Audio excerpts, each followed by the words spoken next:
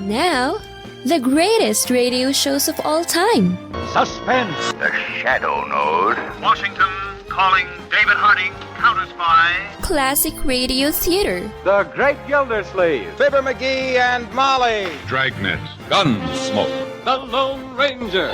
Now, step back into a time machine with your host, Wyatt Cox. Good evening, friends of the Inner Sanctum.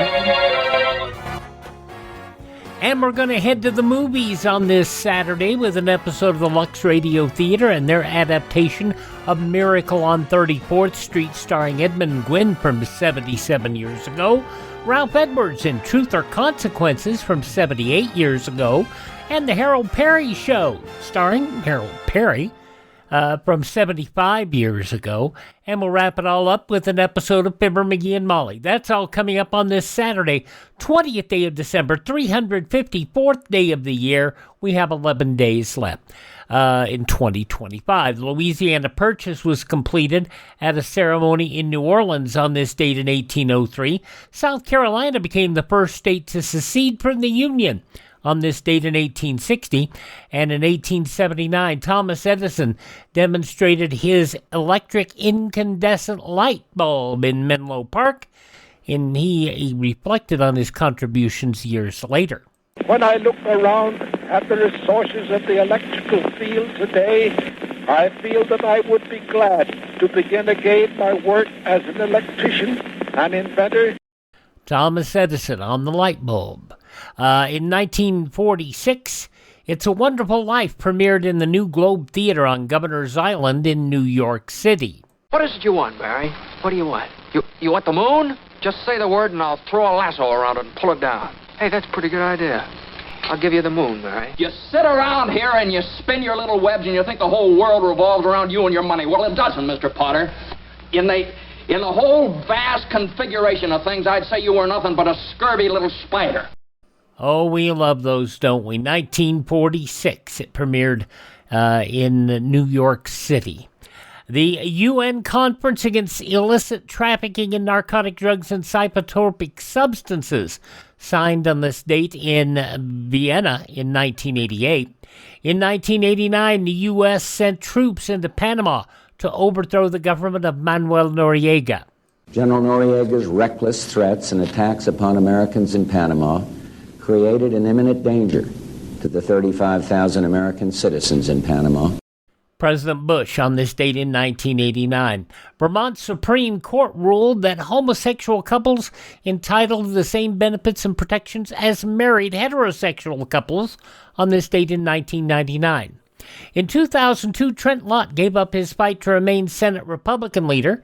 He came under fire for remarks at a 100th birthday party for Senator Strom Thurmond that implied support for segregation. Thurmond had run for president in 1948 as a segregationist and carried Lott's home state of Mississippi. When Strom Thurmond ran for president, we voted for him. We're proud of it. And if the rest of the country had followed our lead, we wouldn't have had all these problems over all these years either. It was the first time a Senate party leader had been forced out. The U.S. Space Force became the first new branch of the armed services since 1947 on this date in 2019, 6 years ago. And it was last year at this time, a mass stabbing occurred in a primary school in Zagreb, Croatia, in which a 7-year-old pupil killed, 6 more injured by a knife-wielding 19-year-old male. Why do I bring that up? Guns aren't the only problem.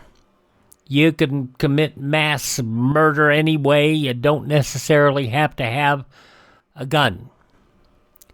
Passing away on this date in history back in 2001, the delightful, very funny Foster Brooks.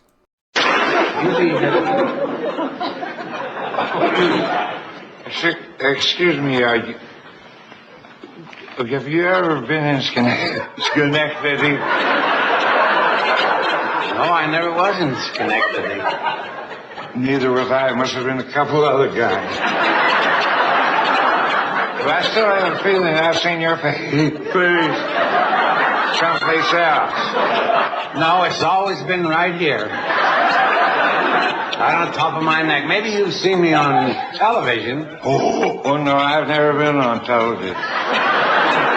Say, is it all right? If I join you, I'll just stop in for a little drink to settle my nerves before I go to work. What sort of work do you do? I'm an airline pilot. Here with Dean Martin Foster Brooks, passing away on this date 24 years ago. Also passing away on this date, dramatist Moss Hart, singer Bobby Darin, Chicago Mayor Richard Daley, Secretary of State Dean Rusk, astronomer, writer Carl Sagan, billions and billions of stars, singer Hank Snow, actress Brittany Murphy, and the very funny Arnold Stang, all passing away on this date in history. Birthdays of those who are no longer with us include the very funny Charlie Callis. Is this Ralph? Hey, Ralph.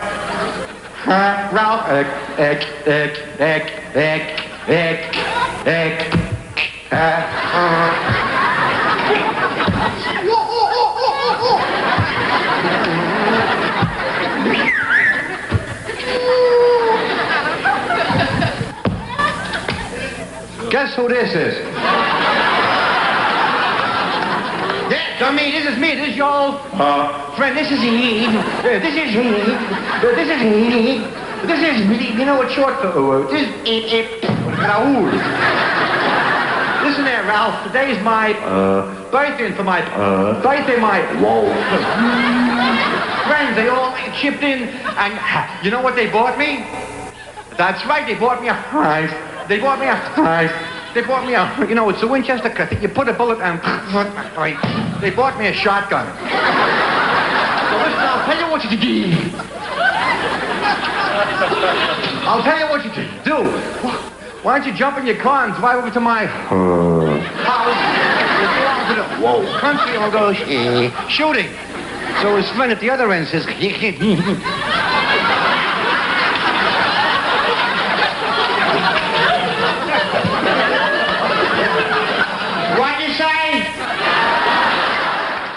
The very serious Charlie Callis, born on this date back in 1927. We lost him a few years ago. And also born on this date, the delightful Irene Dunn. Those folks all born on this date, they have all both left the building. Hi, this is Jeff Foxworthy. It is now time for the birthday announcements. The following people are now officially older than dirt. Born on this date, psychic Uri Geller is 79. Also turning 79, the man behind Law & Order and Miami Vice, Dick Wolf, also 79. Alan Parson of the Alan Parsons Project, 77 today. Anita Ward, Ring My Bell, 69 years old today. Another singer-songwriter, Billy Bragg, is 68. From Star Trek Deep Space Nine and the Dead Zone, Nicole DeBoer is 55. And from Superbad and Knocked Up, Jonah Hill is 42. Those just a few of the people celebrating the 20th day of December as their birthday. If this is your birthday... Hi, we're the Four Freshmen, and we just want to say, Happy birthday to you! Quick word to remind you, if your gut's rumbling and it bothers you, if you have digestive issues, check out Professor B's Digestive Aid. It was developed by a gentleman going through cancer, going through the treatments, settled their stomach very, very well, and it has worked for people who have acid reflux, other digestive issues, and it could work for you too. If it doesn't, there is a guarantee to get you taken care of. Check it out, Professor B's Digestive Aid, profbees.com. If you use the promo code Wyatt, not only will you save 10%, you'll also support the podcast, and that's always appreciated. profbees.com, promo code Wyatt, link in the show notes, link at classicradio.stream. Check it out, profbees.com. Your gut deserves your support. Support it with Professor B's Digestive Aid.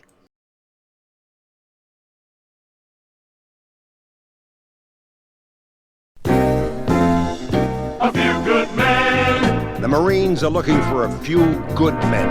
United States Marines. I do enjoy those public service announcements. They're fun. All right, the Lux Radio Theater.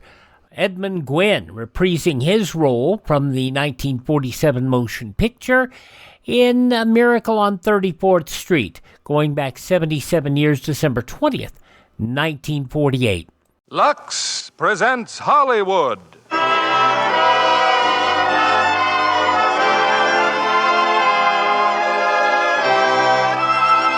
Lever Brothers Company, the makers of Lux Flakes, bring you the Lux Radio Theater, starring Maureen O'Hara, John Payne, and Edmund Gwenn in Miracle on 34th Street. Ladies and gentlemen, your producer, Mr. William Keeley.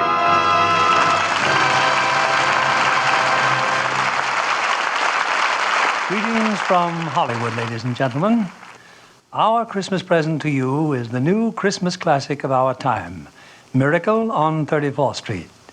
It's wrapped in a gay covering of laughter, tied with a bright ribbon of good humor, and decorated with the 3 sparkling stars of the 20th Century Fox picture, Maureen O'Hara, John Payne, and Edmund Gwenn. This is a wonderful story for the whole family, and perhaps some families may be gathered around a Christmas tree as they listen. Others will be putting up this happy sign of the season in a few days with lights and ornaments and the shining snow that can be made with Lux Flakes. Later, we'll tell you how to do this trick with Lux. But right now, it's curtain time for the play that proves there's a Santa Claus, Miracle on 34th Street, starring Maureen O'Hara as Doris, John Payne as Fred, and Edmund Gwenn in his Academy Award-winning performance as Kris Kringle.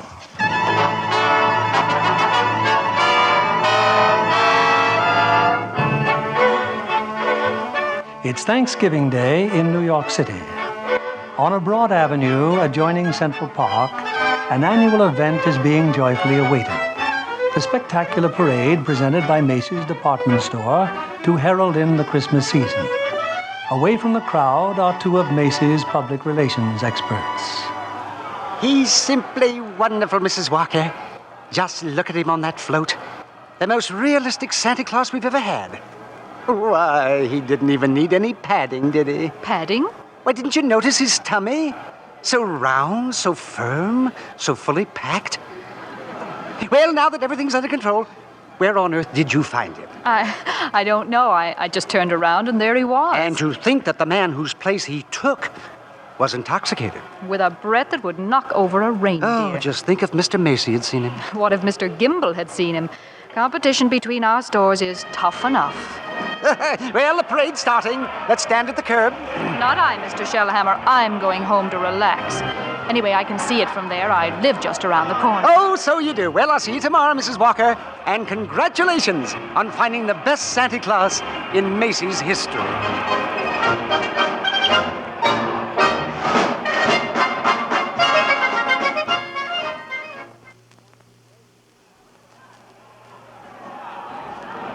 Certainly is a wonderful parade, Susan. Just look at that clown. Gosh, what a giant. Giant, Mr. Gailey? There are no such things as giants. Well, not now maybe, but in olden days there's... Really, Mr. Gailey? And you a liar. Well, what about the giant that Jack killed? You know, Jack and the Beanstalk? Everybody knows that's a fairy tale. And I agree with my mother. Fairy tales are silly. Come in. Good afternoon. I'm Susan's mother. My name's Santa. Oh, hello, Mother. I'm watching the parade. Mr. Gailey invited me. Hello, darling. Susie's told me quite a lot about you, Mrs. Walker. She told me quite a lot about you, too, the man in the front apartment. Well, this is all part of a plot, Mrs. Walker. I'm very fond of Susie, but I also wanted to meet you. At least you're frank. There goes Santa Claus. Oh, don't even mention the name. Why not, Mother? Well, that Santa Claus you see is a last-minute substitute. But why? Oh, remember the way the janitor was last New Year's? Oh, my. Tight as an owl. I see Susan doesn't believe in Santa Claus either. That's right, she never has. Well, that's the end of the parade. Mother, I've I've been thinking. It's Thanksgiving, and there are only 2 of us. Couldn't we invite Mr. Gailey? Well, Oh, please don't bother. I'll just have a sandwich or something. But we have such a big turkey. Please, Mother, please. Well, Did I ask her all right, Mr. Gailey? Susie, shh. You asked fine, Susan. Dinner's at 3, Mr. Gailey.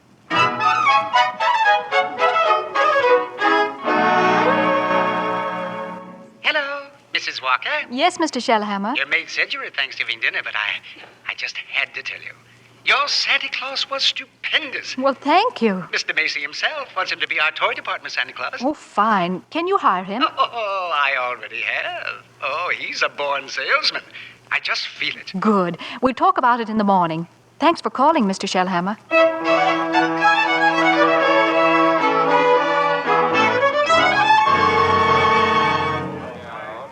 Here he is, Mr. Shellhammer. Here's Santa Claus. Oh, thank you, Alfred. Thank you. Good morning, Santa Claus. Good morning. Now, before you go to the toy department, here's a list of toys that we have to push. Huh? You know, things we're overstocked on. Now, you'll find that a great many children will be undecided as to what they want for Christmas. And when that happens, you immediately suggest one of these items. Do you understand? I certainly do. Fine, that's fine. Now, take the list, and Alfred here will show you to your throne in the toy department. And don't you forget, you're working for Macy's.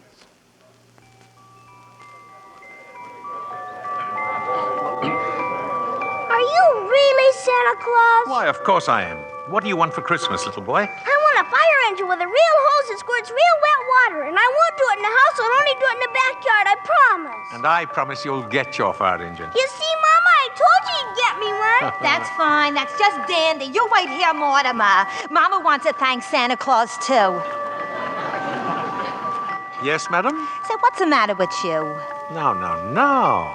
What's the trouble? I told you before, didn't I? The kid wants a fire engine, but there isn't one to be had anywhere in town. Macy's ain't got any. Gimbel's ain't got any. Nobody's got any. My feet are killing me, and you say, okay, he gets the fire engine. But you can get those fire engines at Schoenfeld's on Lexington Avenue. Only $4.50, a wonderful bargain. Schoenfeld? Yes. Hey, I don't get it. Oh, I follow the toy market very closely. Macy's sending people to other stores? Yes. Are you kidding? No. The one important thing is to make the children happy. Whether Macy's or somebody else sells the toy doesn't matter.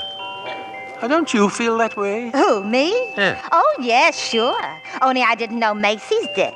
I don't get it. I just don't get it. Who's next, please? Right this way to see Santa Claus. All right, little girl. You're next. Of course, little girl. You want some roller skates?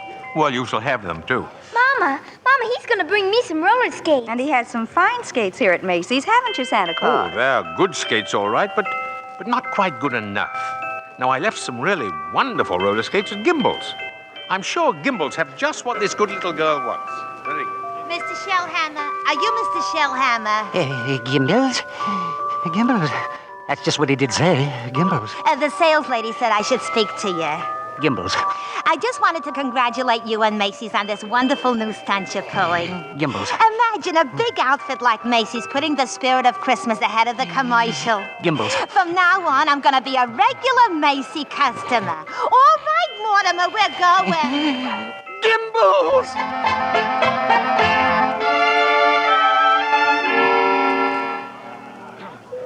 And there's the toy department over there, Mr. Gailey. You certainly know all about Macy's store, don't you, Susan? Well, that's because my mother works here.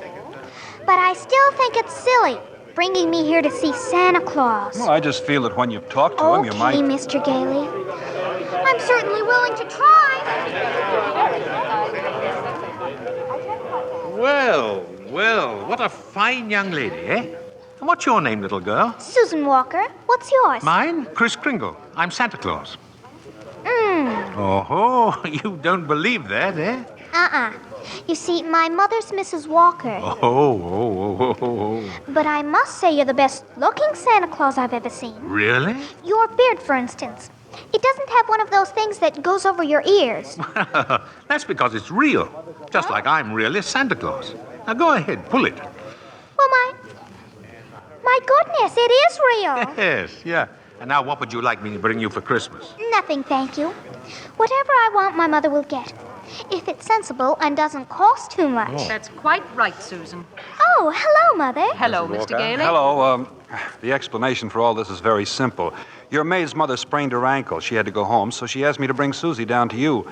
And as long as we were here, I figured we might as well say hello to Santa Claus. He has real whiskers, Mother. Susan, would you mind standing over there a minute? If you want me to. I shouldn't have brought Susie to see Santa, is that it? Now you're making me feel completely heartless. I'm sorry. Don't you see, I tell Susan that Santa Claus is a myth, and you show her a very convincing old man with real whiskers. Well, whom is she to believe? Yeah, that's right, isn't it? When Susan was a baby, her father and I were divorced. And ever since then, I've protected my child by teaching her realities. If you don't believe in fairy tales and fantasy, you can never be hurt or disillusioned. We were talking about Susie, Mrs. Walker. And I must ask you to let me raise her as I see fit. All right, dear. The store's going to close soon. We'll run along to my office.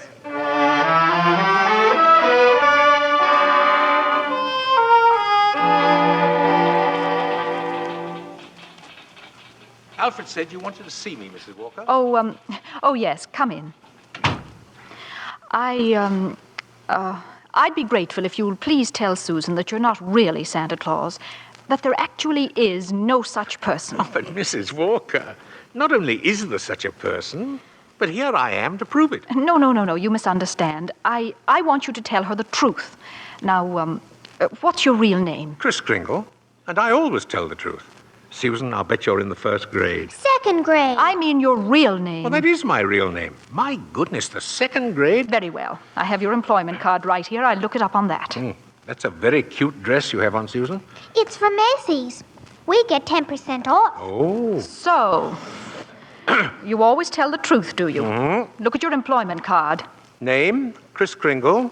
Address, Brooks Memorial Home, Great Neck, Long Island. You may call the home if you'd care to confirm that, Mrs. Walker. It's a home for elderly gentlemen. Would you also like me to confirm this? What's that? Date of birth.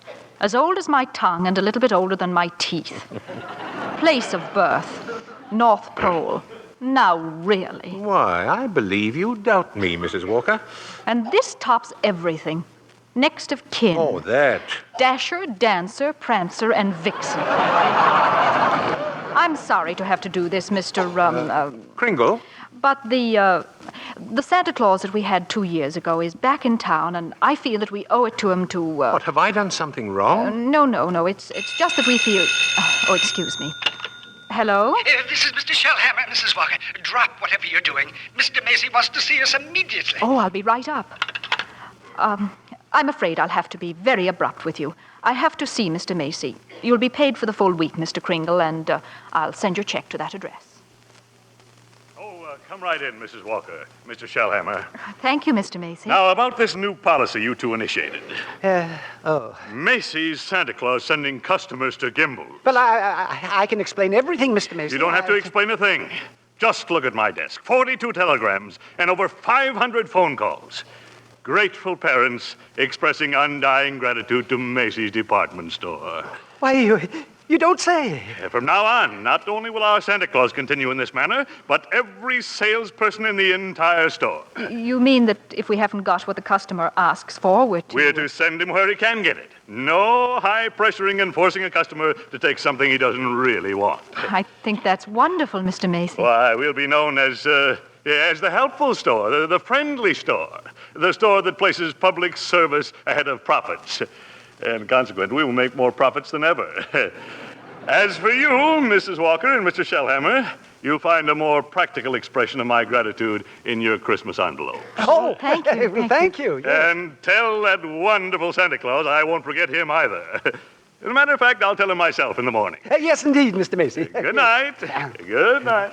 Good night, Mr. Macy. And thank you again, sir. Oh, imagine a bonus. Yes. Well, what's the matter with you? Mr. Shellhammer, I just fired him. Who?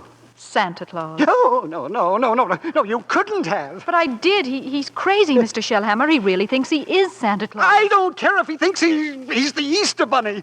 Find him.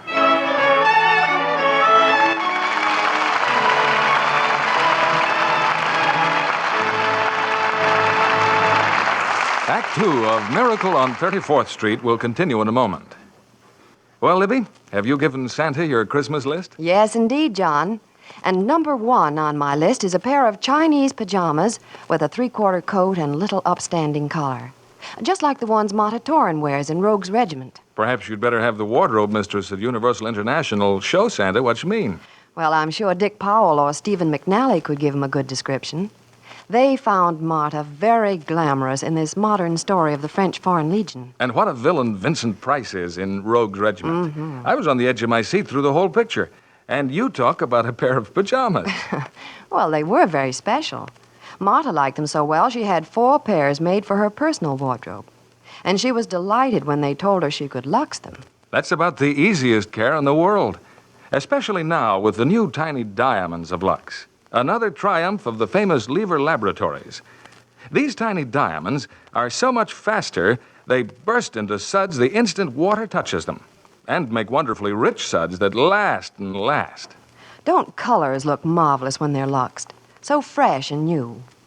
No wonder smart girls say they won't risk wrong washing methods. Tests prove that with gentle care with Lux Flakes really makes a difference. Lux slips and nighties stayed new looking 3 times as long.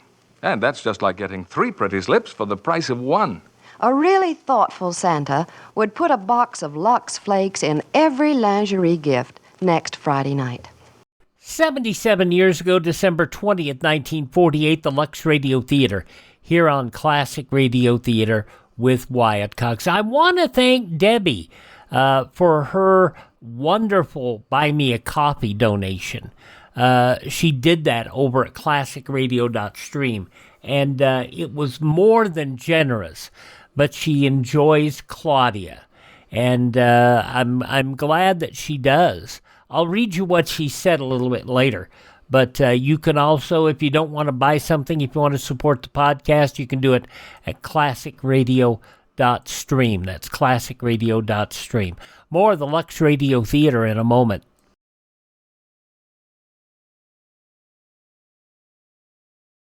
One of the great musical events of this year is a motion picture. It is called Electroglide in Blue. Its soundtrack features the talents of many top contemporary artists, including the hit single Tell Me, sung by Terry Kath of Chicago, now available on Columbia Records. Electroglide in Blue is something to hear and something to see. From United Artists, rated PG, parental guidance suggested. Now we return to the Lux Radio Theater in the second act of Miracle on 34th Street, December 20th, 1948, 77 years ago. Here's our producer, Mr. William Keeley. Act 2 of Miracle on 34th Street, starring Maureen O'Hara as Doris, John Payne as Fred, and Edmund Gwenn as Kris Kringle.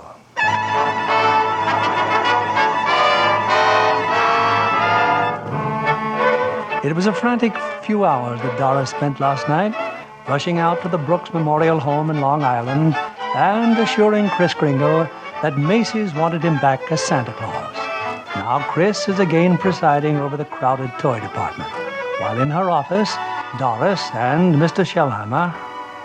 Don't you understand, Mr. Shellhammer? That old man with the nice white whiskers insists that he is Santa Claus. Why, he's out of his mind. What if he should have a fit or something? Oh, no, I've got to tell Mr. Macy. Yes, but maybe he's only a little crazy. Anyway, you can't be sure until he's examined. We'll send him to Mr. Sawyer. Sawyer? In personnel. He's paid to examine employees, isn't he? And now, by the way, what do you think of this? What is it? A full-page ad Macy's is running in tomorrow's newspapers. Macy's is running it. But it's all about the other stores, Gimbels and Saks. I know. Mr. Macy's idea to help our customers find what they want. It's revolting, isn't it? That Santa Claus certainly has started something.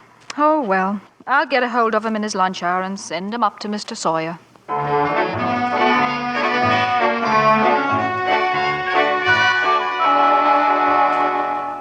So I changed my clothes, Mr. Sawyer, and came right up. Oh. Well, then that's your own beard, huh? Oh, yes. Interesting complex in back of that. Why do you carry a cane? Always carry a cane, Mr. Sawyer. Well, that is when I wear street clothes. I carved this cane out of a runner from one of my old sleighs. What's that? What's that? With a fine, solid silver top. Oh. Who was the first president of the United States? Huh? Oh, give me a difficult one, like who was vice president under James Monroe? I'm conducting this examination. The answer is Daniel D. Tompkins. Oh. Yeah. You're a rather nervous man, aren't you, Mr. Sawyer? Tell me, do you get enough sleep? My personal habits are no concern of yours. Now, what hand am I holding up? Right hand. How many fingers do you see? 3. Oh, dear, oh, dear. You bite your nails, too. Oh. Stand up now. Feet together. Arms extended. Muscular coordination test? I've taken dozens of these tests. Mr. Sawyer, are you happy at home? What? That will be all, Mr. Kringle. The examination is over. Thank you. Yeah, and it may interest you to know I've been happily married for 22 years. Very happily married. Delighted to hear it. Goodbye, Mr. Sawyer. Miss Prawn. Yes, sir. Get Mrs. Walker on the phone. Yes, sir. But your wife, Mr. Sawyer, she's called 4 times already. Well, you tell my big fat wife to shut up and mind her own business. Here's Mrs. Walker, sir. All right. Hello. Oh, I was just going to call you, Mr. Sawyer. Oh? There's a Dr. Pierce stopping by this afternoon at 3. Who's Dr. Pierce? He's the physician at the Brooks home. I thought we might discuss Mr. Kringle's case with him. Oh, there's hardly any point in discussing it, Mrs. Walker. Obviously, the old man should be discharged.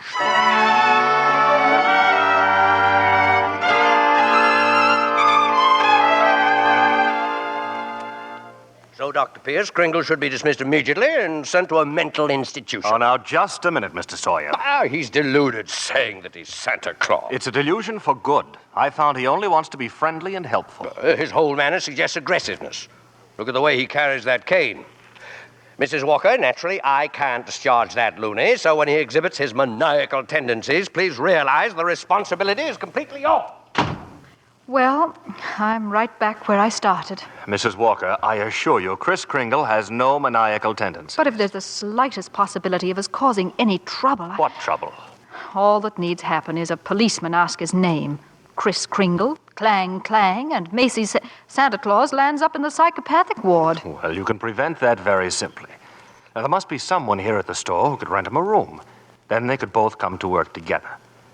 Just as soon he avoided that long train ride to Long Island anyway. You mean sort of take custody of him? Mm-hmm. Do you think that Mr. Kringle would agree to that? Oh, I'm sure he'll agree. Well, in that case... Now, let me see. Who do I know who could rent him a room?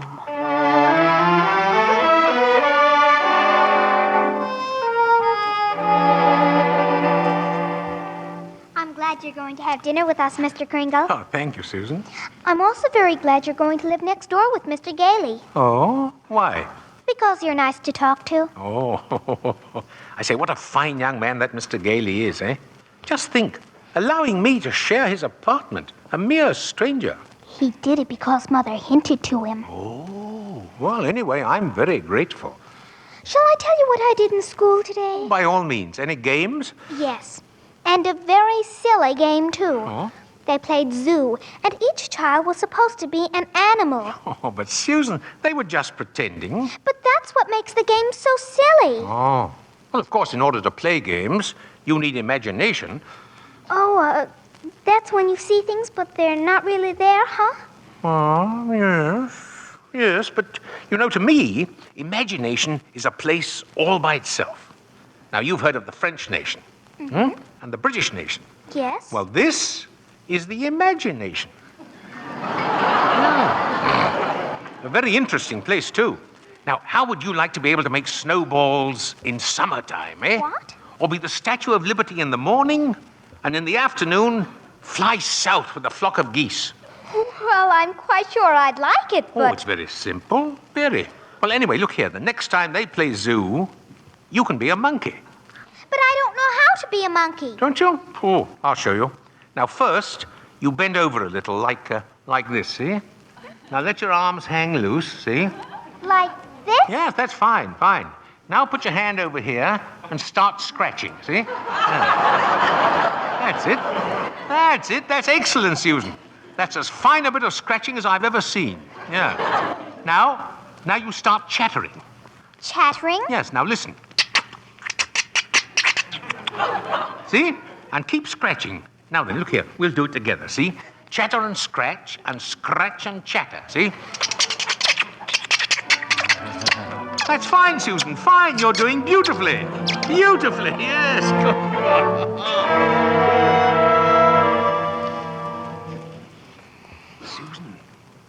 Susan, are you still awake? Uh-huh. I've just come in to say good night, Susan, that's all. Now, look here, about Christmas. There must be something you'd like for Christmas. Well, I've certainly thought about something, Mr. Kringle. You have? Well, what is it, eh? Tell me. It's right here on the night table, see? Oh? I tore this page out of a magazine. It's a picture of a house. Oh, that's what you want, is it? A doll's house. Colonial architecture. Oh, not a doll's house, a real house. A real house? Yes. And if you're really Santa Claus, you can get it for me. Now, wait a minute, Susie. What could you possibly do with a big house? Live in it with my mother. And a backyard with a big tree to put a swing on, and a garden, and a... Oh, well, why even discuss it? Susie, could I keep this picture? Just in case? I guess so. Thank you, dear. Thank you. Well, Mr. Gale is waiting for me. Good night, monkey. Good night, Mr. Kringle.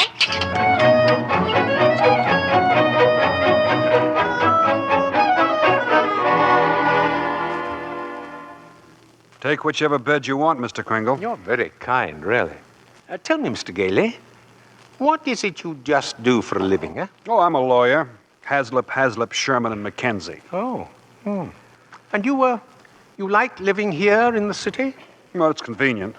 But someday I'd like to get a place on Long Island. Huh. Not a big house, just one of those junior partner deals around Manhasset. Oh, one of those little colonial houses, eh? Yeah. A little colonial house would be swell. Good, yes. You're, you're quite fond of Mrs. Walker, aren't you? A lot of good it does me. She lives in a cast iron shell that's just a little difficult to penetrate. Oh. Well, you must try a little harder, Mr. Gale. You know, Mrs. Walker and that child are a couple of lost souls, and it's up to us to help them, see? No? Yeah, Oh, well, shall I turn out the light? No. I'm not going to be cheated out of this. You know, all my life I've wondered about it, and now I'm going to find out. Tell me, does Santa Claus sleep with his whiskers outside or inside the cupboard? Oh, outside, of course. Outside, by all means. The cold air makes them grow. Oh, thank you very much.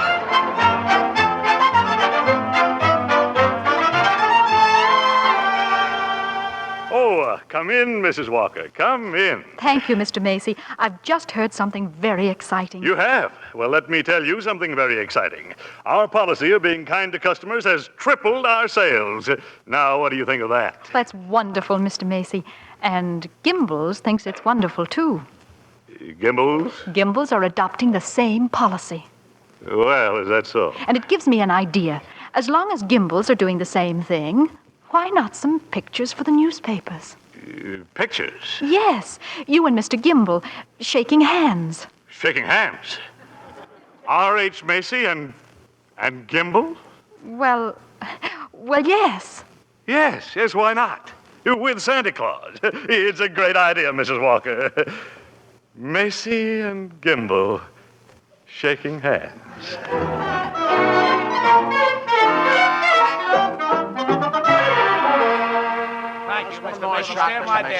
Oh, that's enough pictures, gentlemen. Thank you. Well, thank you very much. Well, Mr. Gimbal? Come on, R.H. Now we'll go over to my store and get some really good pictures. Oh, just a minute. I have something here for Santa Claus.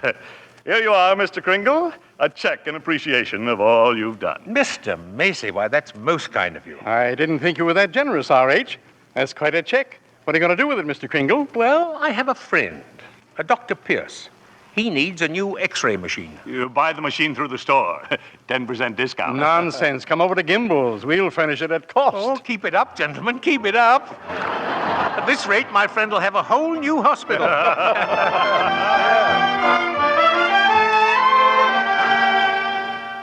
How did the pictures turn out, Mr. Kringle? Oh, fine, Alfred, fine.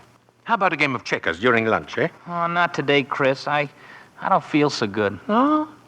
What's the matter, Alfred? Oh, nothing much. You remember I was telling you how I like to play Santa Claus over at the Y and give out packages to the kids? Yeah? Well, I was telling Mr. Sawyer about it, and he says that's very bad. That psychologically it's all wrong. Wrong? To be nice to children? Well, he says guys who play Santa Claus do it because when they was young they must have done something bad. Now they do something they think is good to make up for it, see? It's what he calls a guilt complex. Alfred, what else has he found wrong with you? Oh, nothing much. Just that I hate my father. I didn't know it, but he says I do. Excuse me. Hey, ain't you gonna have lunch? Later. Right now, I have an appointment with Mr. Sawyer.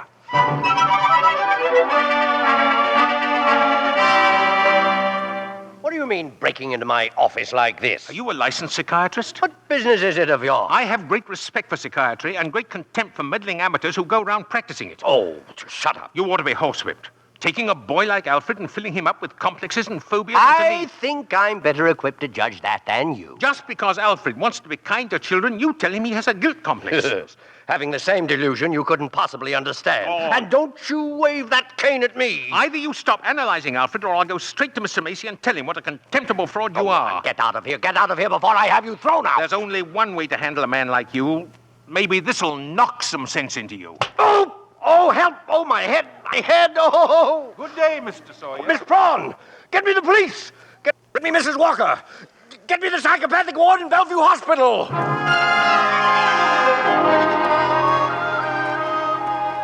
You can see Mr. Kringle now, Mr. Gailey. Thank you, nurse. Hello, Kris. Hello, Fred. Kris, I've been speaking to the doctors. They said they've given you some tests. Oh, yes. Same old tests. Except this time you failed to pass them.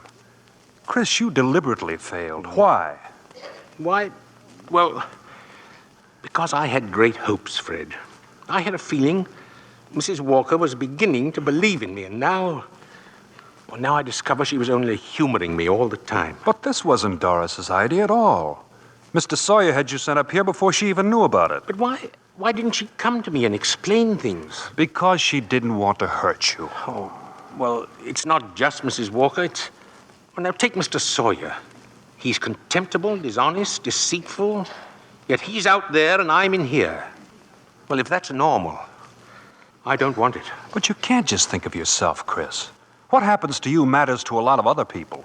People like me who believe in what you stand for, and people like Susie, who are just beginning to. Kris, you're letting us down. Well, Fred, maybe you're right. Well, of course you're right. I ought to be ashamed of myself. Let's get out of here. Now, wait a minute. You flunked your mental examination, but good. Oh, yes, so I did. Oh. Well, anyway, you're a lawyer. You fix it. Hey, look, I can't just... Now, I won't let you down, and you won't let me down. Kris, now take it easy.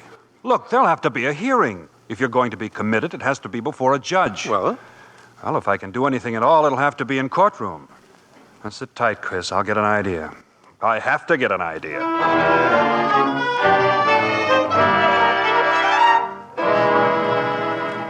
You sent for me, Mr. Macy? I certainly did, Mr. Sawyer. I brought my family to the toy department to see our Santa Claus, and our Santa Claus isn't there. He's in Bellevue. Yes, Mr. Macy. Because he's a lunatic. Yes, sir, a lunatic. Lunatic, my foot. Now, you listen to me, Sawyer. You get that case dropped right away, or you'll have another lump to match the one he gave you. But it's out of my hands. Mr. Kringle goes to court in the morning. Well, just see that he's back in the toy department by afternoon. Now, get out of here.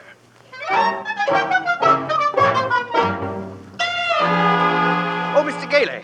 Mr. Gailey. Yes? I've been looking all over for you. I'm Mr. Sawyer. Oh, so you're Sawyer? Yes. I was just speaking to the court clerk, and he said you represent Mr. Kringle.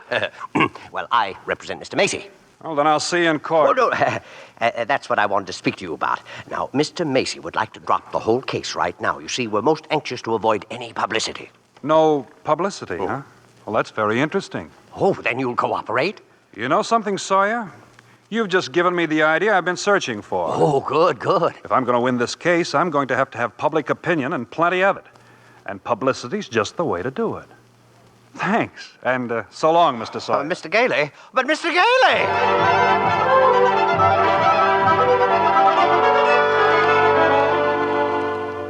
Look at these newspapers, Chris. Here. Evening Dispatch. Doctors doubt sanity of Santa who launched Goodwill campaign. Oh, my. Daily Bulletin. Macy's Santa Claus to have lunacy hearing. What's this one? The New York Express. Is Kris Kringle crazy? Court case coming. Kiddies cry calamity. You've driven the United Nations clear back to page 5. Well, get a good night's sleep, Chris. We go before Judge Harper at 10 tomorrow morning.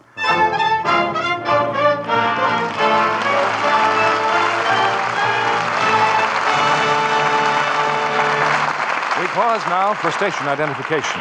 This is CBS, the Columbia Broadcasting System.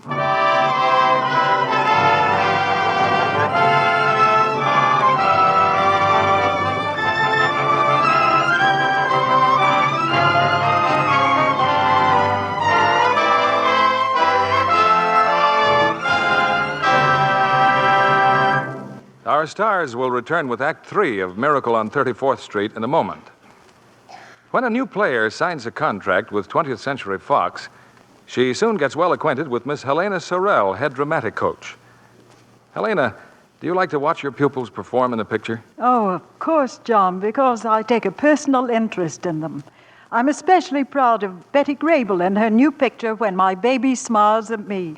Betty's become a really fine dramatic actress. She certainly has. She and Dan Daly are magnificent as a couple of vaudeville hoofers. And Betty's costumes in When My Baby Smiles at Me gave me a thrill. And I was amazed how many things the wardrobe department washed with Lux Flakes.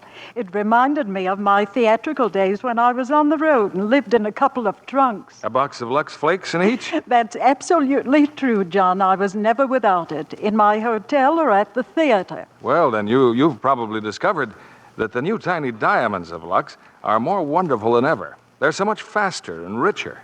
Do more for you, too. They remove soil which other types of suds can't. Leave things cleaner, fresher. And Lux Flakes keep colors lovely. You're right there. That's why it's foolish to risk wrong washing methods that may fade colors.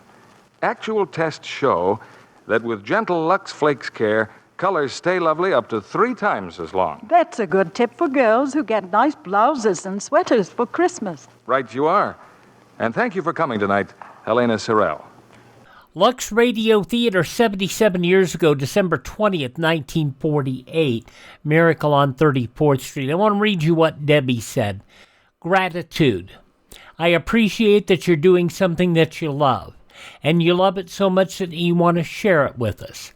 I am grateful for your expertise, your diligence, your thoroughness, thoughtfulness, whimsy, and creativity. Nobody likes my whimsy, but I guess Debbie does. Thank you, Debbie. I enjoy just about all the shows with a special appreciation for Claudia. I read the book and I think the show is much better. All the mysteries and detective and the Chase and Sanborn hour, what a hoot. Thank you for your gift. It adds comfort and joy to my day. Thank you, Debbie. Glad that you're there. Glad that you enjoy the podcast. I had some reluctance to starting over and doing all of the Claudias in sequence that that aired on the radio through Coca-Cola. And it's one of the few shows that we have the entire run of. So, to hear people, and Debbie's not the only one that enjoys Claudia. And Catherine Bard does the character so very well. And Paul Crabtree. It is such a sweet show. And I'm glad that Debbie appreciates it, and I hope you do as well. All right, we will get to the conclusion of the Lux Radio Theater. And she did that when she did us a very generous buy me a coffee over at classicradio.stream. And you can do it too.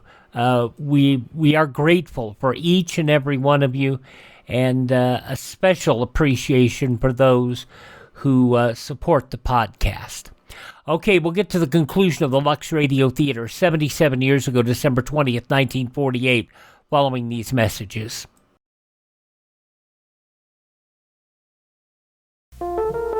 This is Lorne Green. You know, everyone who travels out of the country must complete a declaration form when returning through customs. As part of a free kit called Travel Pack, you can now get a declaration form before you go and fill it out while you shop. For your free Travel Pack, write to Travel Pack, U.S. Customs Service, Washington, D.C. 20229. That's Travel Pack, U.S. Customs Service, Washington, D.C. 20229. Or see your local travel agent. I haven't done it in a while, but I think you can all now do it on an app. Isn't that crazy? Really, it's crazy. The conclusion now of the Lux Radio Theater, 77 years ago, December 20th, 1948. We return you now to William Keighley. The curtain rises on the third act of Miracle on 34th Street, starring Maureen O'Hara as Doris, John Payne as Fred, and Edmund Gwenn as Kris. For a few weeks, a jolly elderly gentleman named Kris Kringle has been working minor miracles as Macy's Santa Claus. But now his sanity has been seriously questioned.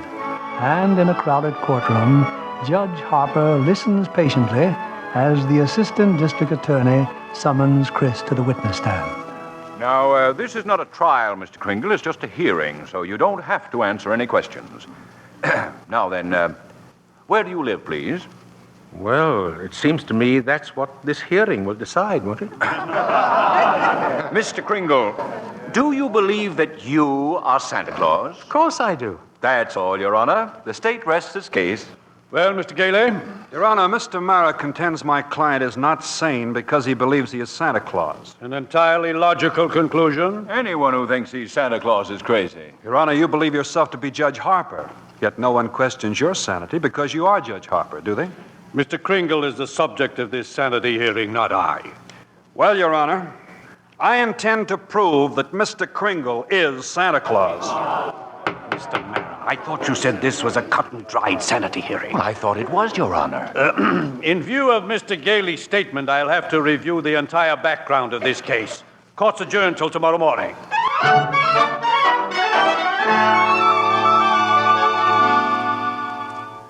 Hello, Doris. I'm sorry I'm late, but get ready. We're really going to celebrate tonight. What are we celebrating? Well, didn't you read the papers?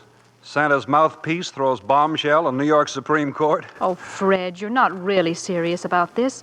You can't possibly prove that Kris Kringle is Santa Claus. Well, you saw Mr. Macy and Mr. Gimble shake hands. That wasn't possible either. And what does your firm have to say about it? Hayslip and Mackenzie and the rest of them. That I've jeopardized their prestige, and either I drop this impossible case or they'll drop me. You see? So I beat them to it. I quit. Fred, you threw away a career because of a sentimental whim? Well, I'll open my own office. And what kind of clients will you get? Oh, probably a lot of people like Kris who are being pushed around. That's the only fun in law anyway. Doris, look.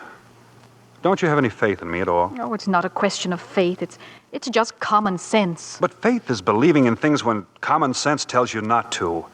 It's not just Kris that's on trial. It's everything he stands for. Human kindness and love and dignity. Fred, listen. We've seen a lot of each other the last couple of weeks. I've become fond of you. We've talked about some wonderful plans, haven't we? And then you do this. Go on an idealistic binge, throw away your security, and expect me to be happy about it. And I expect too much. Is that it? Well, that's then, I guess. Good night, Doris.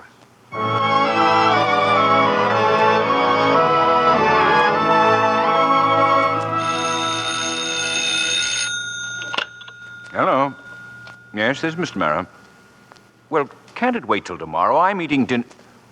Who's been subpoenaed? Well, how do you think I feel about it? I'll see you tomorrow. Who's that, dear? R.H. Macy's been subpoenaed. Oh, my. Those reporters. They make me look like a sadistic monster who likes nothing better than to drown pussycats and tear wings off butterflies. Quiet, dear. Tommy's still awake. Oh, yeah. It'd just break his heart if he knew what his daddy is doing. I'm doing my job as assistant district attorney. Well, I'm not so sure, but that I agree with them. Mr. Kringle looks like a very nice old man, and I don't see why you have to keep persecuting him. I'm not persecuting him. I'm prosecuting him. I like the old man, too, but there's nothing I can do about it. You know something, Thomas? Sometimes I wish I'd married a butcher or a plumber. Well, if I lose this case, it's very possible you'll get your wish. R.H. Macy, I wonder what he's going to pull tomorrow. Proceed with the witness, Mr. Gailey. Now then, Mr. Macy, if you recognize the defendant, please tell us who he is. Why, Kris Kringle, of course. Do you believe him to be of sound mind? Sound mind? I wish I had a dozen like him. Mr. Macy, you are under oath. Do you believe that man is Santa Claus? Well, now, that's a rather delicate... Just think of those headlines tomorrow. Macy admits his Santa Claus is fraud. You keep out of this, Gimble. What did you say? Nothing, Mr. Barr, nothing. Well, I wish you would. Is that man Santa Claus? Yes, in my opinion, he most certainly is. Your Honor, there is no such person as Santa Claus, and everybody knows it. Can you prove there isn't any? I won't even try. I'll not waste the court's time with such childish nonsense. Your Honor, the prosecution requests an immediate ruling from this court. Is there or is there not a Santa Claus? Well, now, the court will take a short recess to consider the question.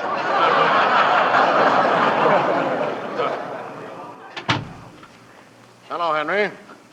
Why, Charlie, what are you doing here? Can't an old friend visit you in your chambers? And if you ask me, you never needed a friend like you do now. This Kringle case? Well, I certainly don't see what they're making such a fuss about. Henry, that's Santa Claus you've got out there. On trial for lunacy. This case is dynamite, and you're coming up for re-election soon. Charlie, you know what happened last night? Martha brought the grandchildren over. They wouldn't kiss Grandpa. They wouldn't even talk to me. You see what I mean? If you rule there is no Santa Claus, you better start looking for that chicken farm right now. I'm a responsible judge. How can I seriously rule that there is a Santa Claus? Because of what happens if you don't. The kids read about it and they don't hang up their stockings. Now what happens to all the toys that are supposed to be in those stockings? Nobody buys them. The toy manufacturers have to lay off employees. By now you've got the AFL and the CIO against you. Yes, and they're going to say it with votes, see? Oh, and the department stores are going to love you, too. Yes, sir, Henry. And what about the Salvation Army? They got a Santa Claus on every street corner. They take in a lot of money to help the poor. But go ahead, Henry. You go in there and rule there isn't any Santa Claus. But if you do, you can count on getting just 2 votes, your own and that district attorney's out there. 1 vote, Charlie. He's a Republican. Oh, well, let's get this over with. The question of Santa Claus seems to be largely a matter of opinion. The tradition of American justice demands a broad and unprejudiced view of such a controversial matter. But, Your Honor... This court, therefore, intends to keep its mind open. We shall ask for evidence on either side. But the burden of proof clearly rests with my opponent. Can he produce any evidence to support his views? If Your Honor please, I can. Will Thomas Mara please take the stand? Who, me? No, Thomas Mara, Jr. I believe he and his mother are both in court today. Hi, Papa. Hi. Tommy, do you believe in Santa Claus? I sure do. Gosh, he gave me a brand new sled last year. Now, what does Santa Claus look like, Tommy? Well, there he is, sitting right over there. Your Honor, I protest. Overruled. Tell me, Tommy, why are you so sure there's a Santa Claus? Because my papa told me so, didn't you, Papa? Thank you, Tommy. You can go back to your mother now. See you later, Papa. You certainly will. Your Honor... Don't forget, Santa Claus, this year I want a football helmet. Don't worry, Tommy. You will get it. Mr. Kringle, if you don't mind... I'm sorry, sir. Your Honor, the state of New York concedes the existence of a Santa Claus. But in so conceding, we demand that Mr. Gailey stop representing and presenting personal opinion as evidence. I insist he submit authoritative proof that Mr. Kringle here is the one and only Santa Claus. Well, Mr. Gailey, are you prepared to show that Mr. Kringle is Santa Claus on the basis of unprejudiced authority? Well, sir, no, not now. I need a little time. Why not now? Tomorrow, Your Honor. Very well. Court's adjourned till tomorrow morning. Whew. Oh, brother.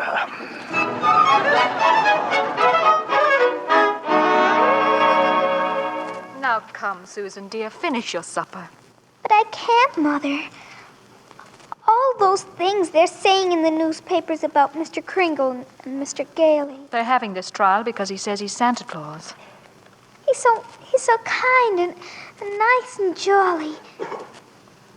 He's not like anyone else I know. He must be Santa. You know something? I think perhaps you're right.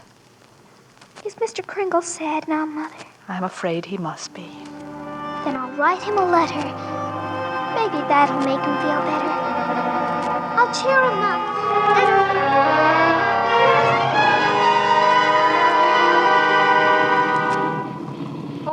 Postman. Yeah, lady? Would you mind taking this letter? Oh, sure, lady. We're going straight down to the post office now. Okay, Louie, take it away. Well, what do you know, Louie? Another letter for Santa Claus. Hey, here's a new one. Instead of the North Pole, this kid's got it addressed to Kris Kringle, New York County Courthouse. Well, the kid's right. Huh? Oh, yeah, sure. They got him on trial down there. He claims he's Santa Claus, and the DA claims he's nuts. Hey, I got an idea. Huh? How many Santa Claus letters we got down there in the dead letter office? Oh, who knows? Must be 50,000 bags and bags all over the joint. You mean? But, Frankie, why not? Wouldn't it be nice to get rid of them all? Wouldn't it? Boy, oh boy. Look, Louie, soon as we get to the post office, we go and see the supervisor. You know something? I bet we both get promoted.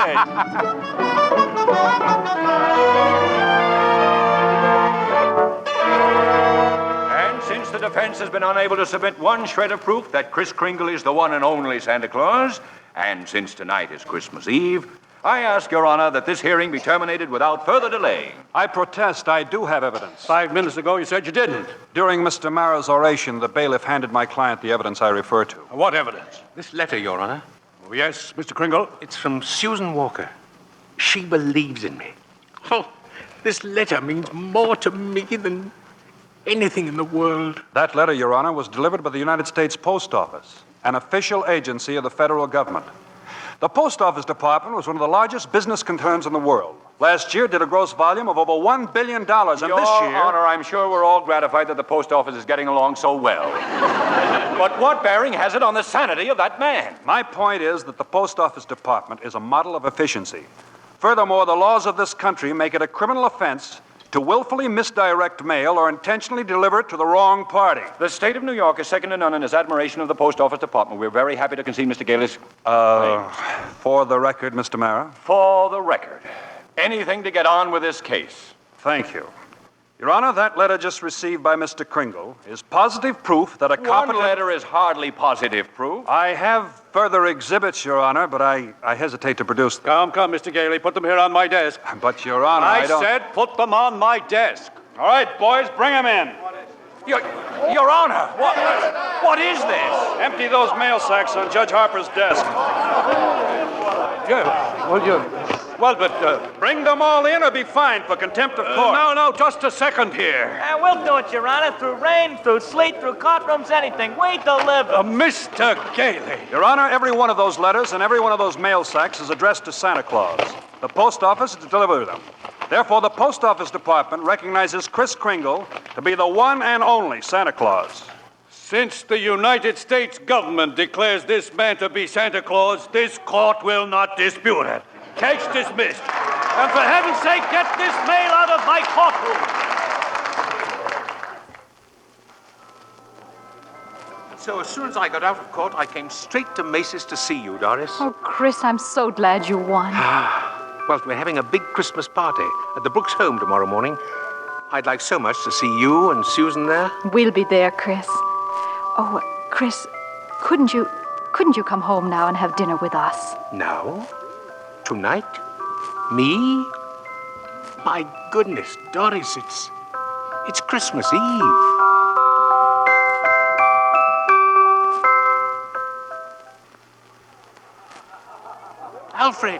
Alfred, look who came all the way out here to the home, just for our Christmas party. Chris, it's Mr. Macy. Mr. Gimble, too. Oh, excuse me, Alfred. Mrs. Walker and Susan have to leave now, and I want to see them before they go, so forgive me, will you?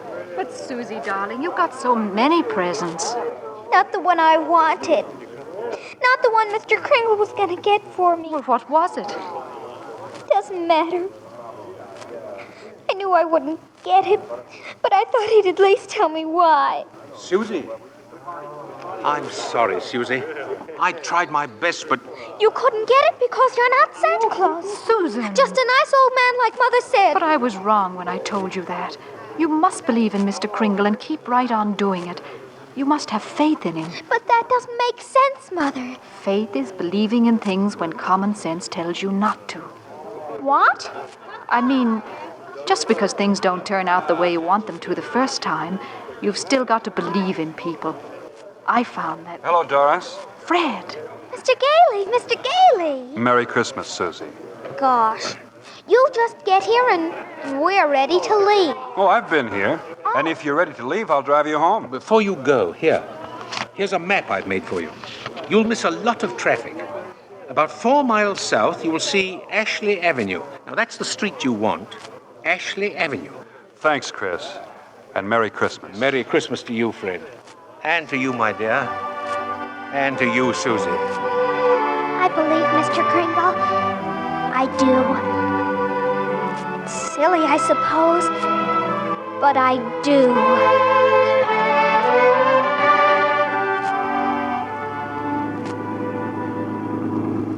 I don't understand it, Fred. The map Chris gave definitely says Ashley Avenue. We've been on Ashley Avenue now for... Stop the car! Oh, stop the car, please! Susie, what is it, darling? What's the matter? There it is! The house! Susie! What in the world? She's running into that house. But at least there's no one home. It's brand new. It's just been built. Yeah, for sale, it says. For sale. What on earth is that child up to? Susie! Hey, Susie! Here I am! Upstairs! Now come right down. You know you shouldn't run around in other people's houses. That's strange. I'll say. No. I mean this house. I've seen this house somewhere. I know I have. Maybe in a magazine or... Mother! It's our house. It's the one I asked him for, Mr. Kringle. Mr. Kringle? I know it is. Oh, you were right, Mommy. You were right. Susie. Mommy told me that if things didn't turn out just the way you wanted them at first, you've still got to believe. And I kept believing. And you were right, Mommy. Mr. Kringle is Santa Claus. Now where are you going? In back to see if there's a swing. There is one. Oh, there is one. You told her that? About believing? Well, you told me, Fred. A sign outside. For sale, huh? Well, we can't let her down, can we? I never really doubted you. It was just my silly common sense. It even makes sense to believe in me now. I must be a pretty good lawyer. I take a little old man and legally prove to the world that he's Santa Claus. Now, you know that couldn't be... Fred! What's the matter? There. In the corner. By the fireplace. Oh, no. No. It can't be. It couldn't. A cane. Chris's cane. Well, there couldn't be two canes like this anywhere in the world. Silver handle and all. Hey, you know something? Maybe I didn't do such a wonderful thing after all.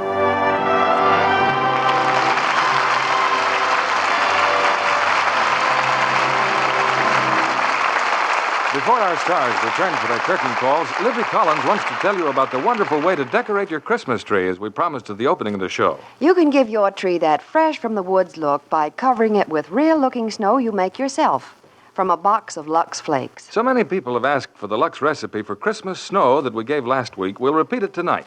Listen carefully. Take a large box of Lux Flakes. Gradually add 2 cups of lukewarm water and beat with an egg beater until it has the consistency of thick whipped cream. Then, with your fingers, spread the mixture over the branches of your tree. And that's all. This snowy covering dries quickly, it won't melt, and lasts as long as the tree. Ask your dealer for a copy of this Christmas snow recipe. I don't know of any other decoration that costs so little, yet does so much for your tree. It looks lovely used just with tree lights, or you can add your usual ornaments if you prefer. Try it on your mantel decorations and table arrangements, too. It gives them a very professional look. And makes the whole house look more Christmassy. Now, I'll repeat that recipe. Take a large box of Lux Flakes. Gradually add about 2 cups of lukewarm water and beat with an egg beater. While moist, spread the mixture along the branches. If you want extra glitter, shake on some shiny artificial snow before the mixture dries. Let the children help. They'll love doing it and love the snowy tree. Back now to our producer, William Keeley. Mr. Kringle's reindeer are waiting on the roof, but we've asked him to pause a moment before he leaves and come back to the footlights with Maureen O'Hara and John Payne. Ladies and gentlemen, it was a real thrill to everyone in Hollywood when Edmund Gwenn topped his entire 53 years as an actor with his great performance as Kris Kringle. Thank you. Thank you very much, Bill. Everyone connected with Miracle on 34th Street, from George Seaton, the author-director, to the prop man, helped me. They all believed in Santa Claus. How could we help it? I suppose you've got a strenuous time ahead, Kris, covering the entire world in one night.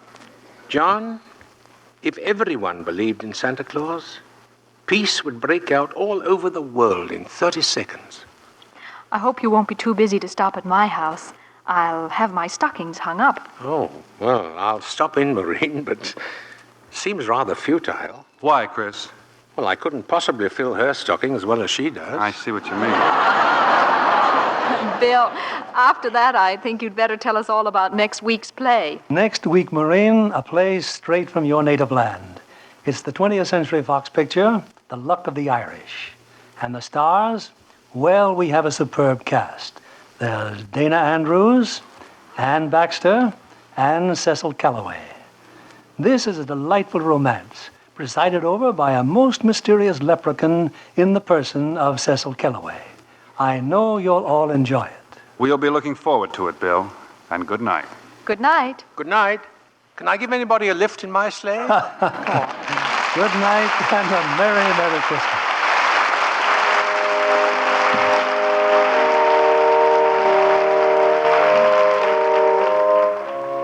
Before we meet again in this theater, the most joyful day in the year will have come and gone. There are, in our time, as in every time, a few foolish men who deride the spirit of Christmas. But in every country and in every time, they are overwhelmed by those who find in it the hope and happiness of the future, by those of us who believe in our hearts that there can be peace on this earth and goodwill among all men. On behalf of Lever Brothers Company and of us in the Lux Radio Theater, may I wish all of you the happiest of holidays.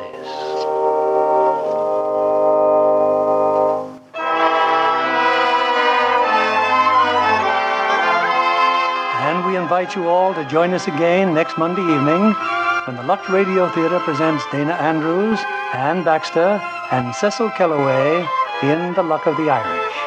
This is William Keeley saying good night and Merry Christmas.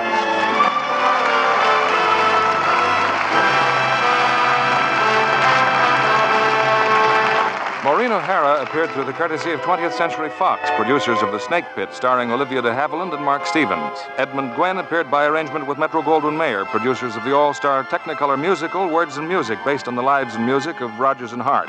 John Payne will soon be seen in the Paramount picture El Paso. Be sure to listen next Monday night to the Lux Radio Theater presentation of The Luck of the Irish, starring Dana Andrews, Ann Baxter, and Cecil Calloway. Stay tuned for My Friend Irma, which follows over these same stations. This is CBS, the Columbia Broadcasting System.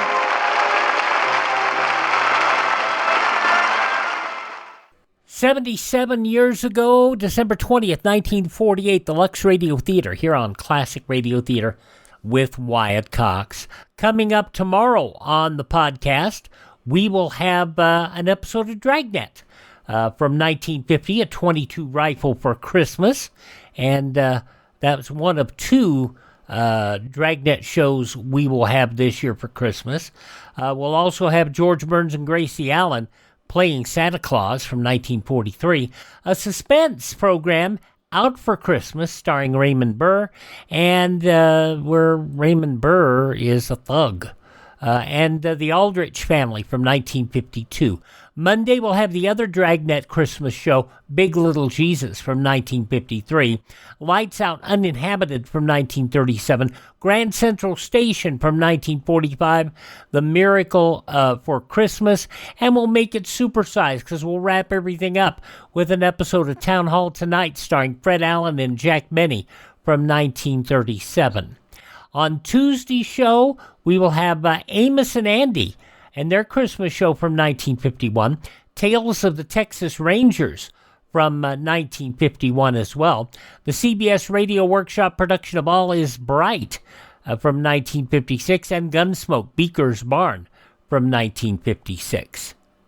For Christmas Eve, we'll have a Christmas Carol. Several of them, in fact.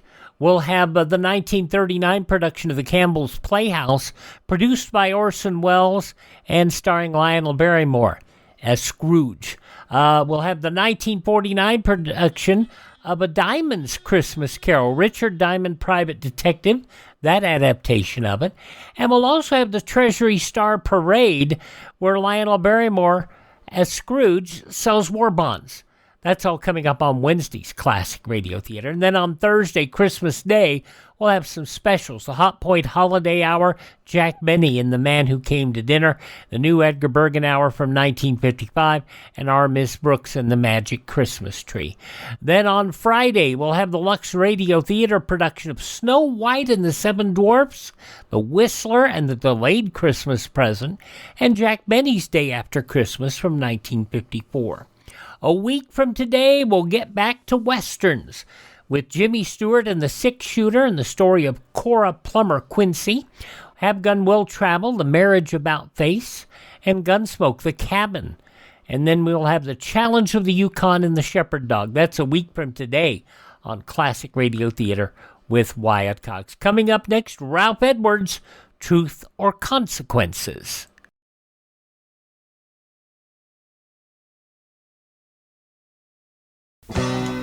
Planning a trip overseas? I'm Terry Gibbs, and being an entertainer, I make international trips pretty often.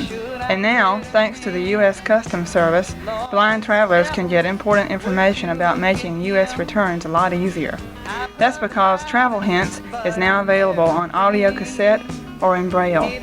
For your free copy, ask your regional library or write International Travel, U.S. Customs Service, Washington, D.C., 20229. A lot of people didn't know that Terry Gibbs was blind. She was? Yeah. Just mention that in passing. Okay, an episode of Truth or Consequences. I think I've only got 2 or 3 episodes of this. Mostly they center around the contests that Ralph Edwards did.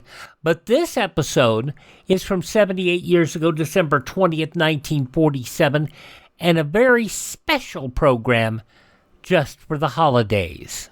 D-U-Z, D-U-Z. Put gas in your washing machine. Take your clothes out bright and clean. When you does your wash, you'll sing. D-U-Z does everything. Hello there. We've been waiting for you. It's time to take Truth or Consequences.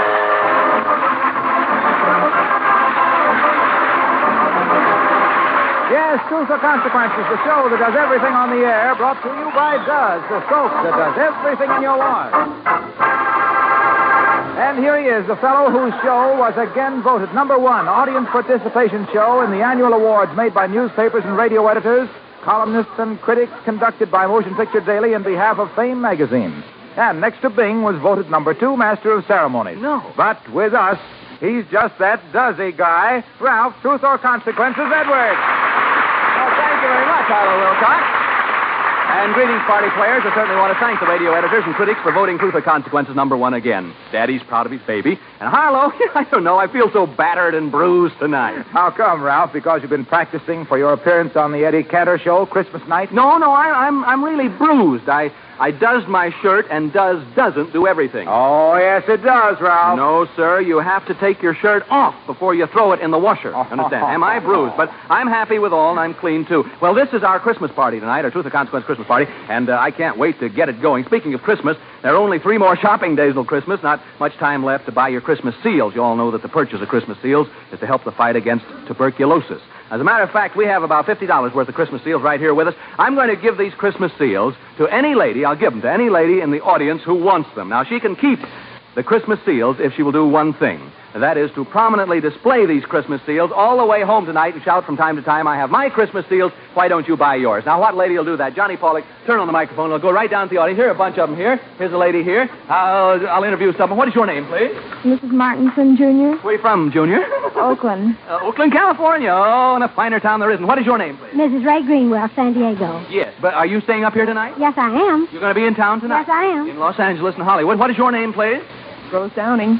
Yes, well, you'll get up again, Rose. Don't you worry about it. What is your name again, Miss? Mrs. Ray Greenwell. All right. Now, you will take these Christmas seals home and wave them and say, I have my Christmas seals. Why don't you buy yours? Will you do that? Yes, I will. Oh, that's wonderful of you to talk up the sale of Christmas seals. Mrs. Greenwell. Greenwell from San Diego. Now, here are $50 worth of Christmas seals. We want you to shout all the way, I have my Christmas seals. Why don't you buy yours? As a matter of fact, they're worth more than $50. The Christmas seals that I want you to take home are these 2 live seals that are coming on stage now.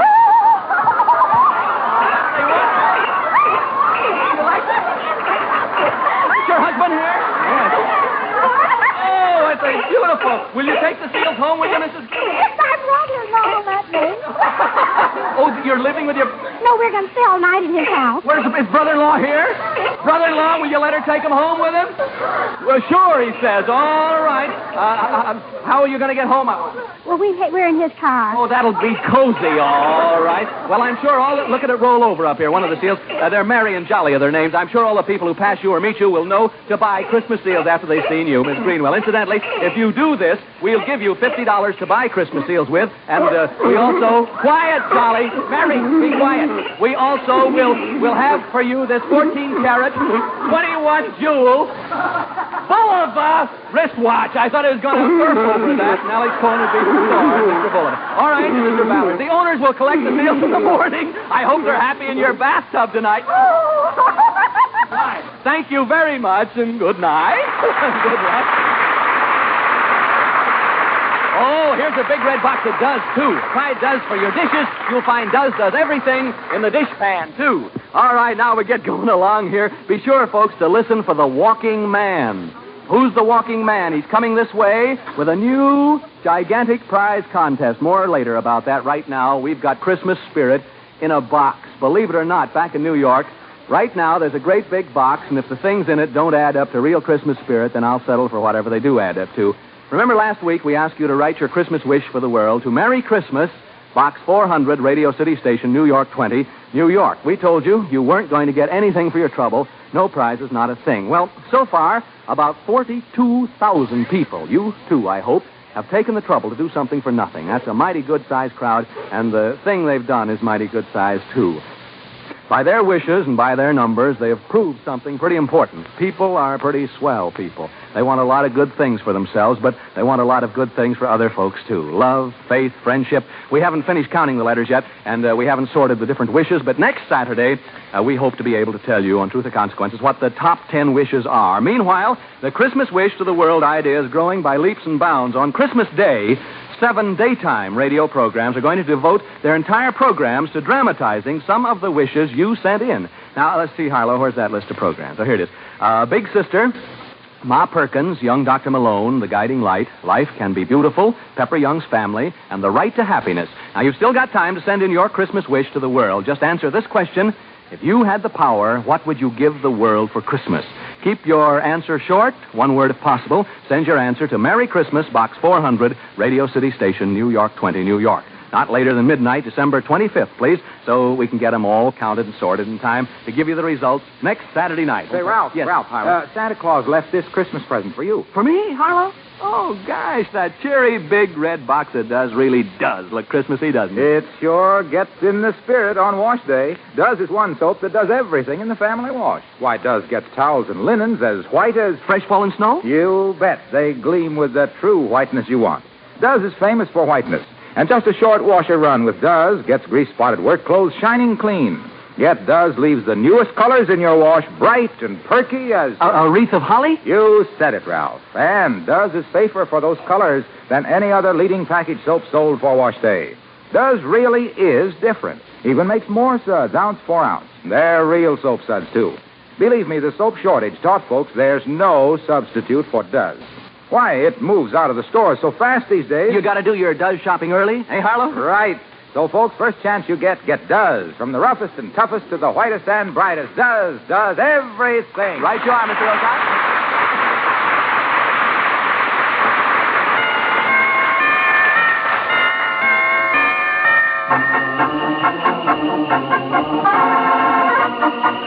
Yes, it's here again. For the past weeks, you've been going over that gift list and maybe most of your purchases there, but now on the threshold of the big week of the year, with wreaths in the window, holly on the door, with a jolly old man with the long white whiskers fattening up his reindeer for the big trip down, there's no denying it, Christmas is here.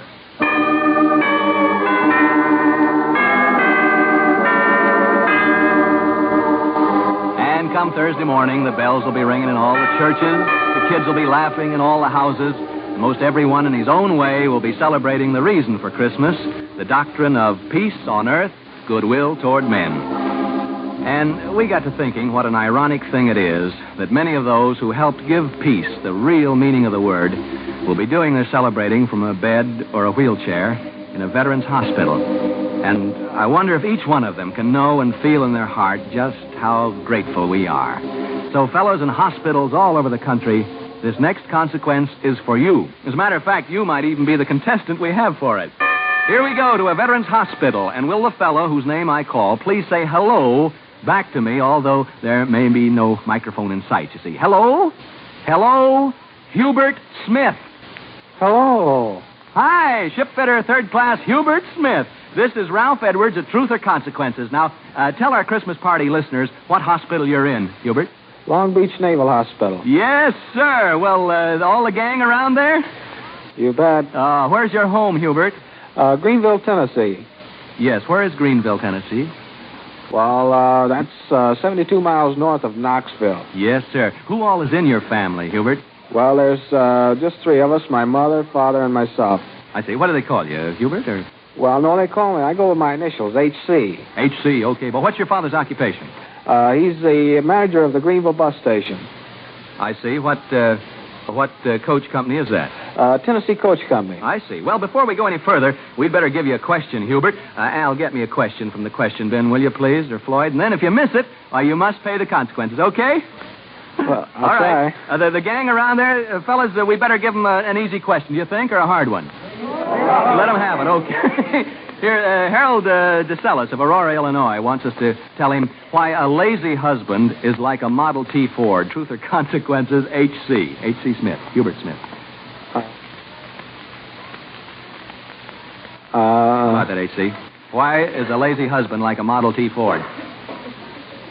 Well, You got all sorts of time. You got 20 seconds, 18 have gone by, 19, 20. That's all. Because they're both shiftless. Oh, man. I guess we got him, didn't we, gang? Well, you haven't told the truth, so you must pay the consequences. Now, your consequence, H.C., Hubert, is to pretend it's the night before Christmas in Greenville, Tennessee, your hometown, just as it's been for all the years you can remember. And you're back there with the family and the gang, doing everything you've always done. This is before you ever thought of the word paralyzed or hospital cot. Okay, hang on. We're really going back to Greenville. This is a preview of Christmas Eve in Greenville, Tennessee, H.C. I suppose the first thing we'd better look in on is the school party. Didn't the high school usually hold a Christmas party the day before Christmas? Yes, they usually did sometime just before Christmas or before we got out on vacation. Ah, yeah. All right, then, here we go, boy. Alakazoo, alakazam, school party at Greenville High, here we am. There they are, HC. Hey, gang. Hey, everybody. Hey, look, listen, everybody. Look who's here. Here's Hubert Smith. Old HC's here for the annual Christmas party. Oh, how does that sound, Hubert? Well, I haven't thought about those fellows in a long time. Boy, they're glad to see you. Say howdy to them. Hello, gang. They're really there, boy. You'll have to sort of give your names, you fellas there and girls at school. Give your names one at a time, Hubert, so that we'll recognize you, or at least HC will, just in case any of the guys have gotten fatter and the gals prettier. Go ahead. Hello, H.C. Remember me? Who is it? Mary Elizabeth Walker. Remember, HC? I sure do. Well, don't get so anxious, boy. All right, next. Hello, Smitty. This is Parks. Remember the explosion in Miss Reimer's chemistry class? What do you say, Park? Come on. Hello, H.C. This is Kathleen Boswell. Remember me? Oh, you bet, Cat.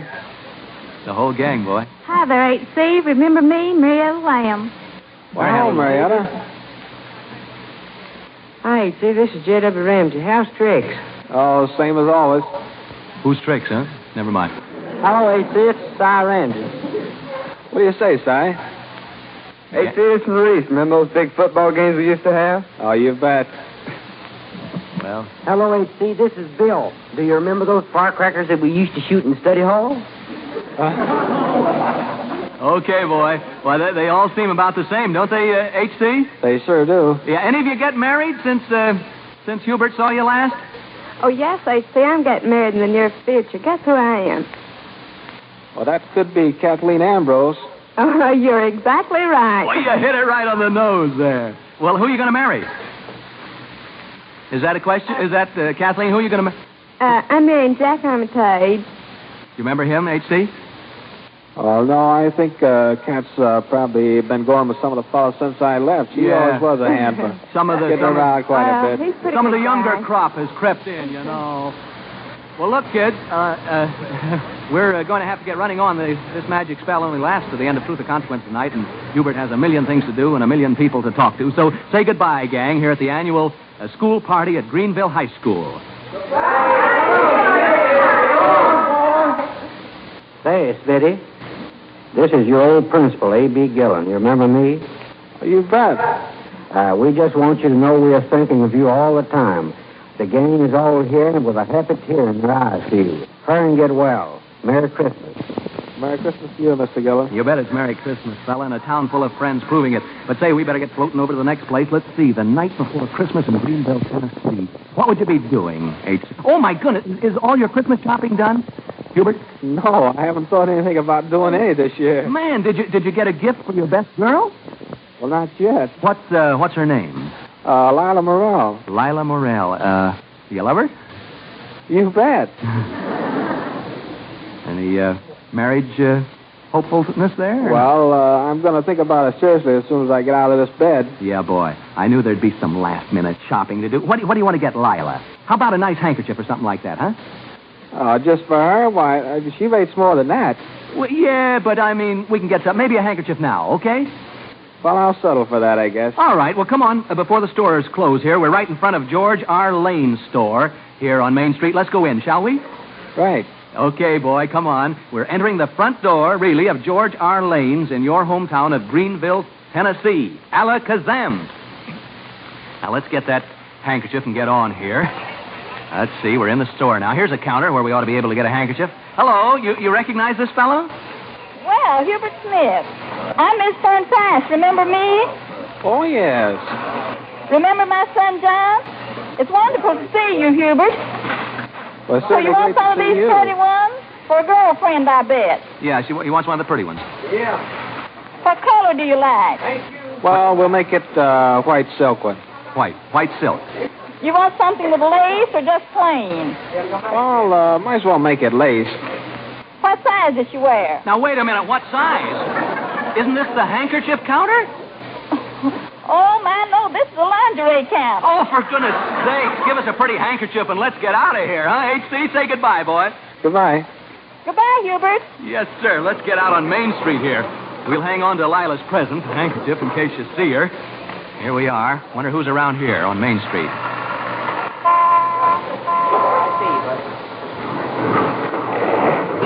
right on Main Street. Who's out on Main Street? Hello, Hubert. This is Fuzzy Meyer from the drugstore. It's good to see you. Do you remember Fuzzy Morrow, Herbert? Oh, you bet. Oh, Great to see you, Fuzzy. You bet. Wait a minute, listen. Hear the church bells? You recognize that sound, Hubert? Those are really the church bells in Greenville, Tennessee. All this is in Greenville. This radio magic is real. Now, come on, let's get up to your church, huh? The Asbury Methodist Church.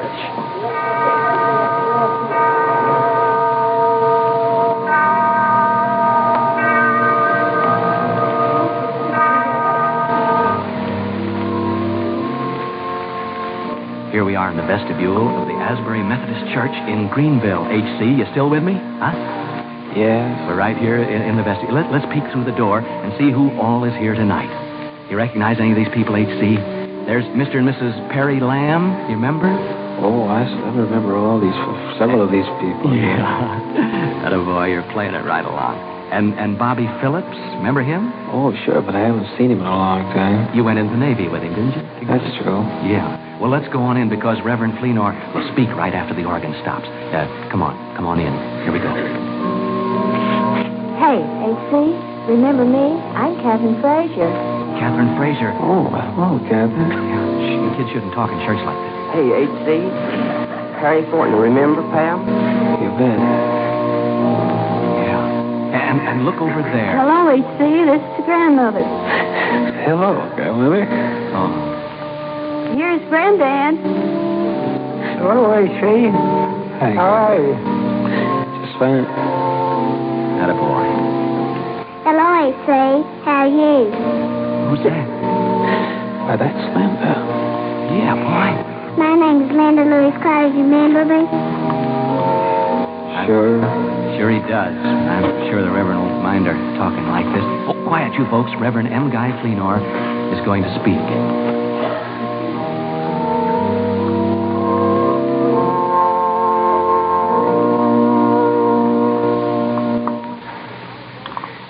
I have always thought about and preached about the joy of giving and how truly more blessed it is to give than to receive. But tonight I find genuine reason for joy in receiving back into our midst one of our dearest friends, Hubert Smith. And whether it is by radio's miracle or in our dreams, H.C. has never left our hearts. And in hundreds of churches all over the country, I'm sure all of us preachers, priests, rabbis, and spokesmen of all faiths look down at the seats where you boys used to sit and know in the deep of our hearts that the prayers which went with you into war will bring you back to us again to share the peace that you have made possible. H.C., it's good to have you with us.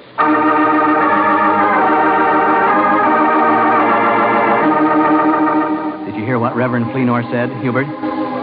Sure did, Mr. Edwards. He meant you, and he meant all the fellas listening in hospitals all over the country. But alakazoo, alakazam, and look where we are now on this magic trip, spending a preview of Christmas Eve in your old hometown. Now, you may be in a ward in a veterans hospital at Long Beach, California, and I may be here on this stage in Hollywood at NBC, but everything else is in your hometown of Greenville, Tennessee. Everything is real, especially these old pals of yours. Look, they're over here on North Main Street all lined up as if they were just waiting for you to join in the Christmas carols. Hi, gang.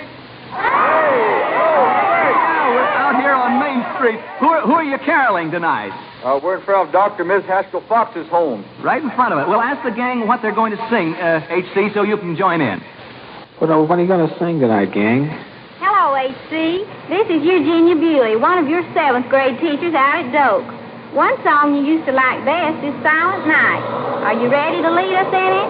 Yeah, okay. I'll try. Yes, sir. Here we go, H.C. You started out, and your friends 2,000 miles away will join you in front of Dr. and Mrs. Fox's house there in Greenville. Here we go. Silent night, holy night, all is calm, all is bright, round the virgin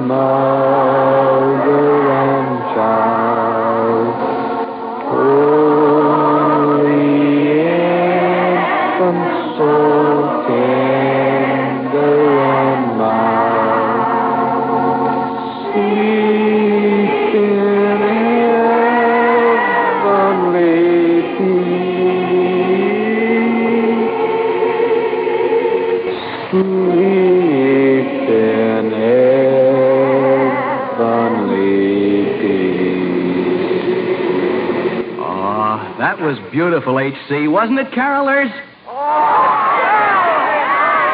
Yes. Hello, H.C. This is Dr. Fox. Mrs. Fox joins me in saying, that was swell. Merry Christmas. Welcome home. Oh, my goodness, I'm glad you reminded me, Dr. Fox. Home is right. I promised Hubert's mother and father I'd get him over to see them before the tree was trimmed. Now, here we go, right over to your house, H.C. Alakazam, and here we are. Your folks are expecting us. Let me knock, though, just to warm them. Yeah. Anxious to talk to Mother and Dad? Sure am. Well, I'll bet they're as excited as you are. How long since you've been home? It's been several months now, about 8 months, in fact. Yeah, they're certainly taking their time. Seem to answer. Why, look, Hubert, there isn't even a light on. Where do you suppose they are? Well, they might still be at the station. No, they said they would see. Oh, what's the matter with me? Of course, they're not in Greenville, Tennessee tonight. Do you know where they are, H.C.? Oh, no, I haven't any idea, Mr. Edwards. They're right there outside the door of your ward in Long Beach Naval Hospital. Come in, Mother and Dad. Hello, H.C. Hello, H.C. Merry Christmas. Merry Christmas. Are they there, H.C.? I guess they are. And I guess it's yes, they're here. You bet. Well, goodness, there's Mother and Dad. H.C., we sort of pulled a switch on you there at the end. We really have been in Greenville with our microphones all night meeting your old friends. But when it came to Mom and Dad, we threw away the magic stuff and brought on the real thing. Your dad's boss, Mr. Al Kramer, even provided a substitute for both your mother and Dad at the Tennessee Coach Company so they could come along. Are you happy, fella? Oh, sure am, Mr. Edwards. Sir.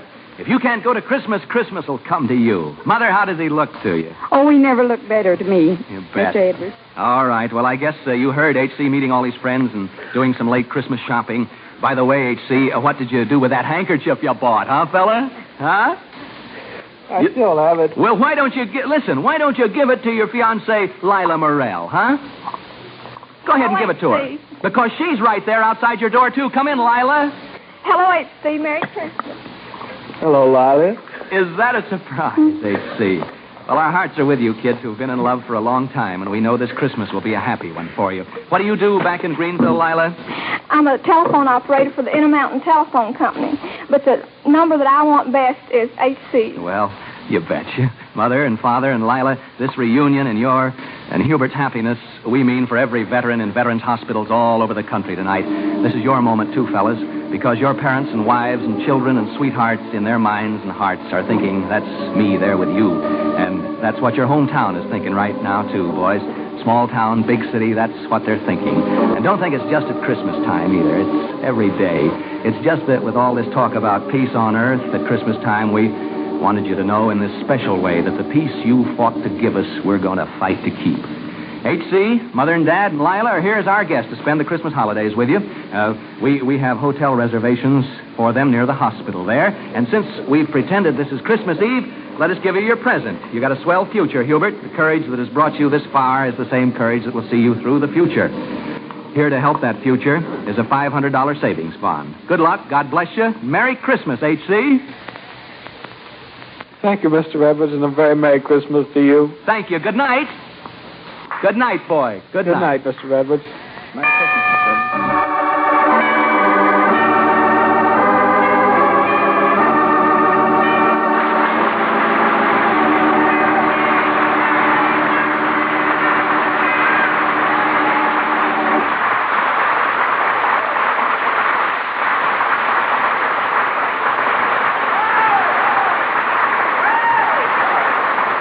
Our thanks to engineer DeWitt Schultes and Truth or Consequences producer Ed Bailey in Greenville, Tennessee's Church and School, to engineer Jim Hackett and producer Dick Lochran at Main Street and Lane Store, Greenville, to engineer Joe Kay and producer Fred Carney at Long Beach Naval Hospital, and to our studio and mixing engineer Johnny Pollock and producers Al Pascal and Floyd Holm here in Hollywood.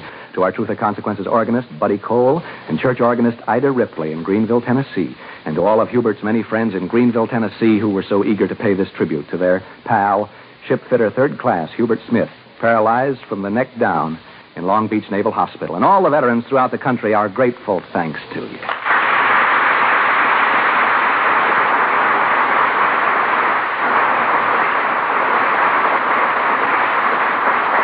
Listen to this. The Walking Man.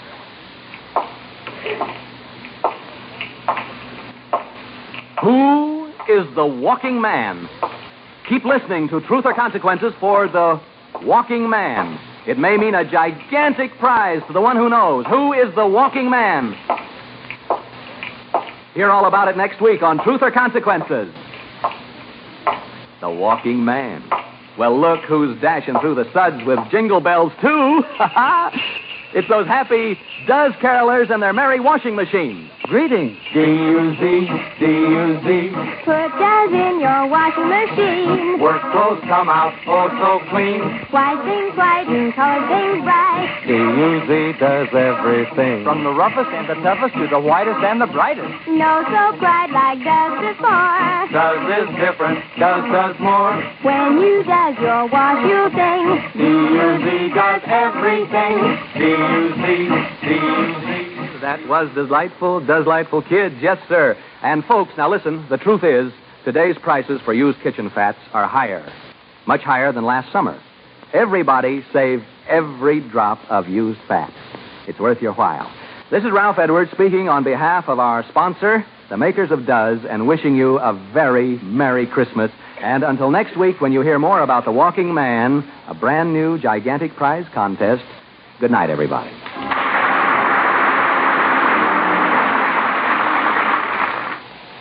Why has Hollywood star Merle Oberon switched to new improved Green shampoo? Because compared to Dulling soap shampoos, this wonderful new Green reveals up to 33% more sheen. Follow Merle's secret for shining hair. It's new Green for Hollywood sheen. Improved Green for Hollywood sheen. Your hair can have that Hollywood sheen. The very first time you use new Green, get wonderful new Green shampoo. New Green. Oh, we can't forget the Walking Man contest. Let me just remind you that what you just heard was Truth or Consequences, their Christmas show from December 20th, 1947, 78 years ago. And yes, the Walking Man contest. We aired, I believe, a lot of those shows. It would be 7 months or so. It was in May of... it was a May thing that they did. Well, actually, it started earlier than that. But it was revealed the Walking Man was Jack Benny. And Benny didn't tell anybody. He couldn't tell anybody he was the Walking Man. So every Saturday, he had to drive to the Hollywood Hills to a house occupied by a semi-hermit. They recorded the clues. And he was late for dinner every Saturday night. And Mary was getting mad. And so finally, well, it got really fun by the time it was done. The contest almost cost Jack Mary. There you go. Visit our webpage at classicradio.stream. Classicradio.stream. Buy me a copy if you want to be a good friend like... Debbie is, or if you want to buy one of the things we've got there for sale, or if you want to get the information on Professor B's Digestive Aid, click the link, professorbees.com, promo code Wyatt. Alrighty, in a moment, we'll check in with Harold Peary.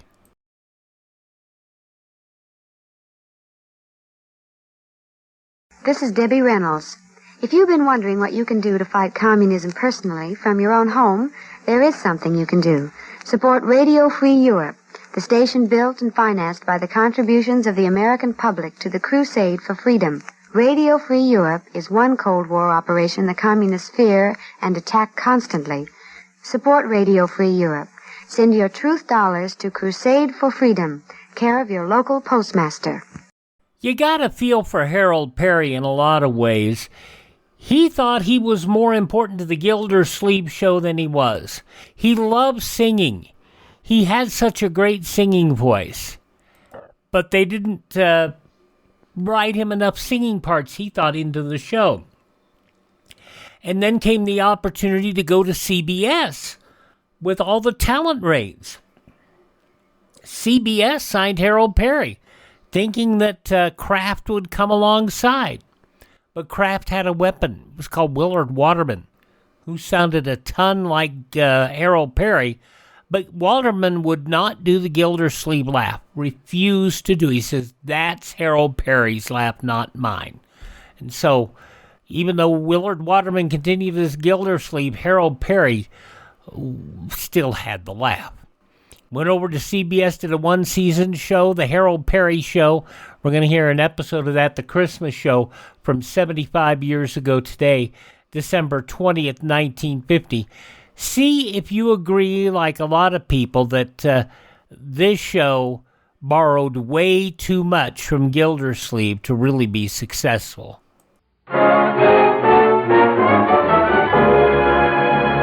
The Harold Peary Show.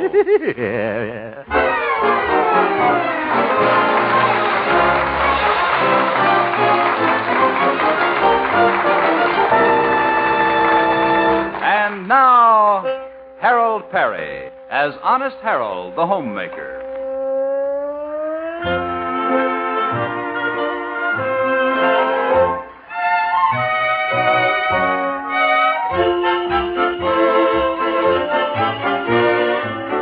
Well, there's a white mantle of snow over the little town of Melrose Springs, and the air is cold and frosty. But there's warmth and good cheer in the hearts of young and old alike, for Christmas is only 2 days away. Let's look in on the home of Honest Harold, where we find his mother just putting the presents under the Christmas tree. Dashing through the snow on a one-horse open sleigh. And now, this is for Harold, and this one's for Raymond.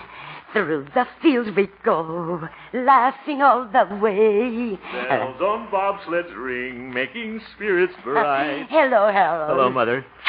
Well, look at all those wonderful presents under the tree. Christmas is certainly a grand time of the year. It certainly is. Yeah, it makes you love everybody. I even love my boss, Stanley Peabody. Oh, Harold.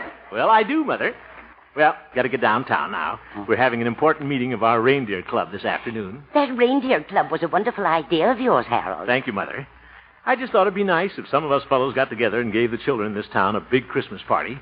A lot of presents, a Santa Claus, and everything. Well, that's the true Christmas spirit, Harold. Who's in your club? Well, there are 4 of us reindeer. Prancer, that's me. Dasher, that's old Doc Yancey. Comet is Pete the Marshal. And Stanley Peabody is Donder. Should have been Donderhead. Now, remember your Christmas spirit. Of course, Mother. At the meeting this afternoon, we're going to elect a Santa Claus. But the election is just a formality. They'll probably pick me unanimously. The whole club was my idea. Won't that be nice? My son, Santa Claus. Yeah. Well, better get started, Mother. May not be home for dinner after the meeting. I've got some shopping to do. Well, I'll leave the front door unlocked for you. Oh, don't bother, Mother. Remember, I'm going to be Santa Claus. I'll just come down the chimney. Yeah. Jingle bells, jingle bells.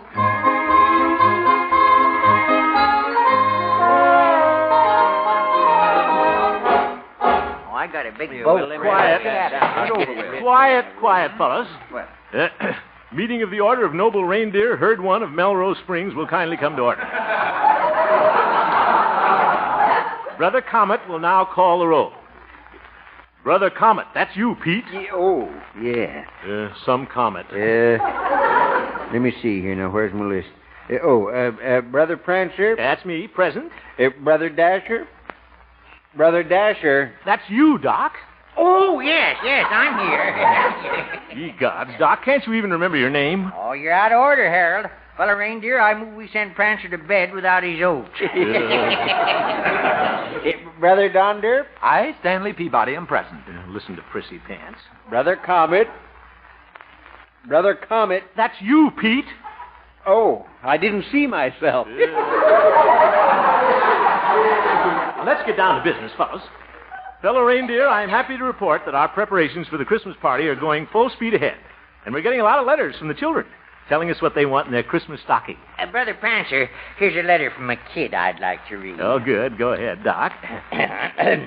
Dear Reindeer Club, when I wake up Christmas morning, what I want to find in my Christmas stocking is Linda Darnell. What smart aleck kid wrote that? I did. Doc. Only joking, Harold. Oh, I'm right behind you on this Christmas party. In fact, I think you deserve a vote of thanks for all the hard work you've done. Well, thank you, Doc. And I'd like to say to all of you that I've never worked with a nicer bunch of reindeer. Brother Prancer. Yes, Brother Donder? Stanley? I suggest we elect our Santa Claus now. Good idea. I would like to nominate a man I think really deserves the job. Well, go right ahead, Stanley, old friend. Fellow reindeer, this man is one of our leading citizens of Melrose Springs, respected and loved by all. The man I refer to is none other than I, Stanley Peabody. Wait a minute, I've been double-crossed. I move the nominations be closed. Just a minute, Stanley. This whole thing was my idea. I ought to be Santa Claus. You, Hemp. Huh? But the only qualification you have for Santa Claus is that you carry your own padding. What a Santa Claus you'd make with those skinny legs. They look like two pipe cleaners with knees. Now, Donder. Scarecrow. Now, Prancer. I move we postpone the election till tonight when we've all cooled down. What? Second. And let's don't forget the spirit of Christmas, Brother Reindeer. Merry Christmas, Hemp. Merry Christmas, Stanley. I hope he trips over a Yule log.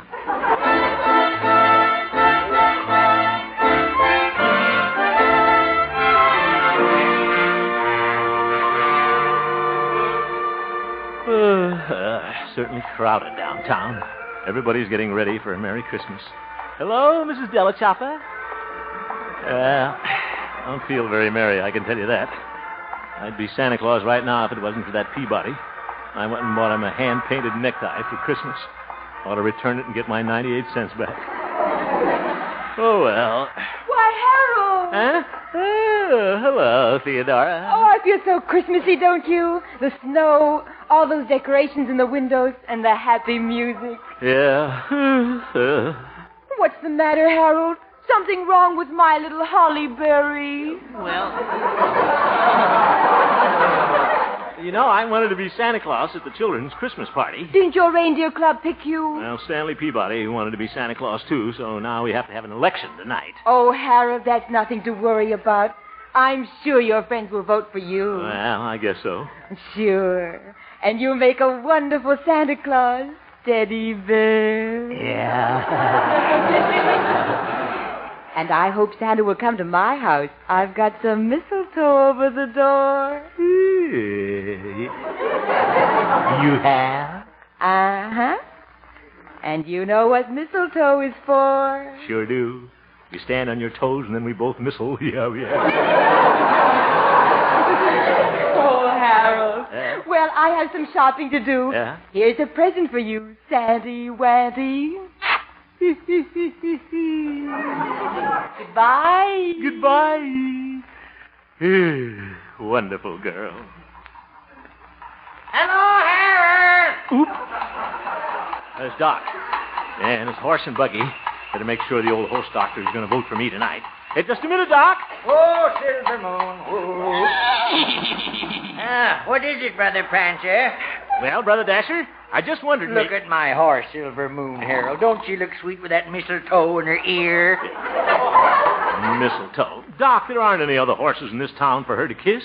I know, but she goes around kissing automobiles. Yeah. It's the spirit of the thing. Oh, brother. Doc, about the election. You know, my animals are so excited they love Christmas time. Oh? I'm out now buying their presents. What are you whispering about, Doc? Well, I don't want Silver Moon to hear me. Huh? She's only 24 years old, but she still believes in Santa Claus. Doc, please, I just don't know what to get for Arthur, my goat.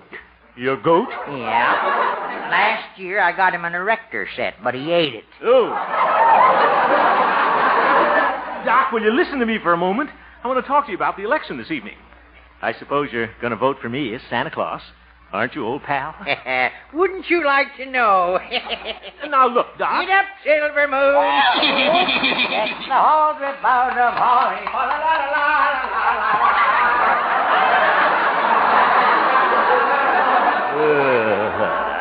Old Doc Yak Yak certainly thinks he's smart. For 2 cents, I'd tell his horse there isn't any Santa Claus.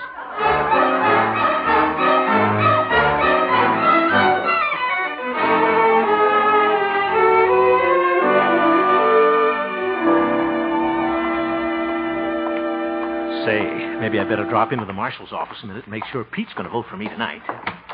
Hello, Pete. Oh, hello, Brother Prancer. Pete, about the election tonight, I suppose you're going How do you like this little Christmas tree I'm decorating, Harold? Oh, looks beautiful. Pete, I'm fixing this tree from a prisoner, Orville the Dip. Orville the Dip? When did you arrest him? Oh, I didn't arrest him. He broke into jail last night. Broke in? I've never heard of a crook doing that. Oh, Orville isn't a crook anymore, Harold.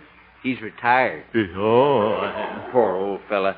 Gets kind of lonesome for jail around the holidays. Oh? Yeah, likes to be in familiar surroundings. Yeah. Oh, Pete, it's against the law to keep a man in jail if he hasn't committed a crime. I know that. I've put Orville out 3 times, but he keeps breaking back in. Harold, you'd like Orville. He's one of the nicest ex-safecrackers you ever met. Pete, what I came in here... Excuse me, I hope I'm not intruding. Oh, hello, Orville. I'd like you to meet an old friend of mine, Honest Harold. Honest Harold, meet Orville the Dip. Very, very happy to make your acquaintance, sir. How do you do? How do you like the tree, Orville? It's lovely. It'll look beautiful in my cell. What a happy Yuletide this'll be. Oh, I'm glad to do it, Orville. You're very kind. This is just like being home for Christmas. Oh, yeah. Oh, Pete, I want to return your watch. His watch?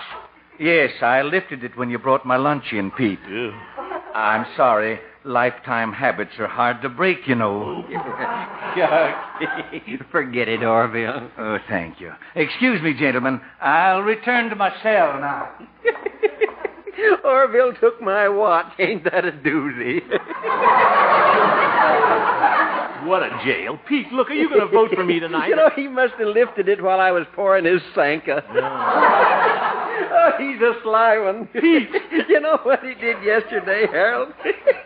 He lifted my handcuffs. He must have lifted your brains, too. I'll see you at the meeting tonight.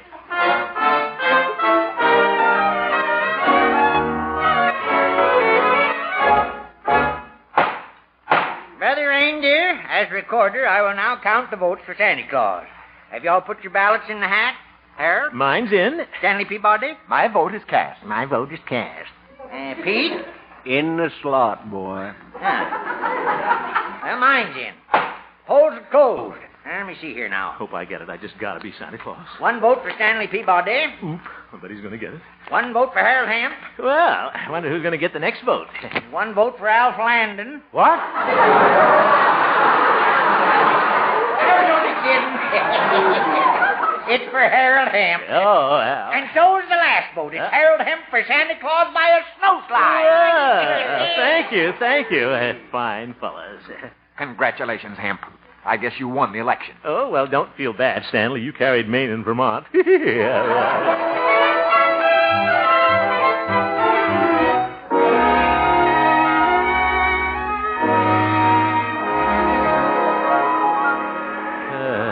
Gosh, it's wonderful. I'm going to be Santa Claus. I can just see those kids at the Christmas party tonight. The smiles on their little faces when I hand them their presents. Good evening, Mr. Hemp.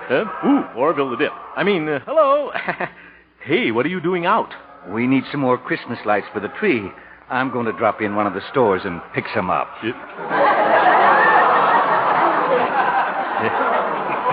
I bet he will, too.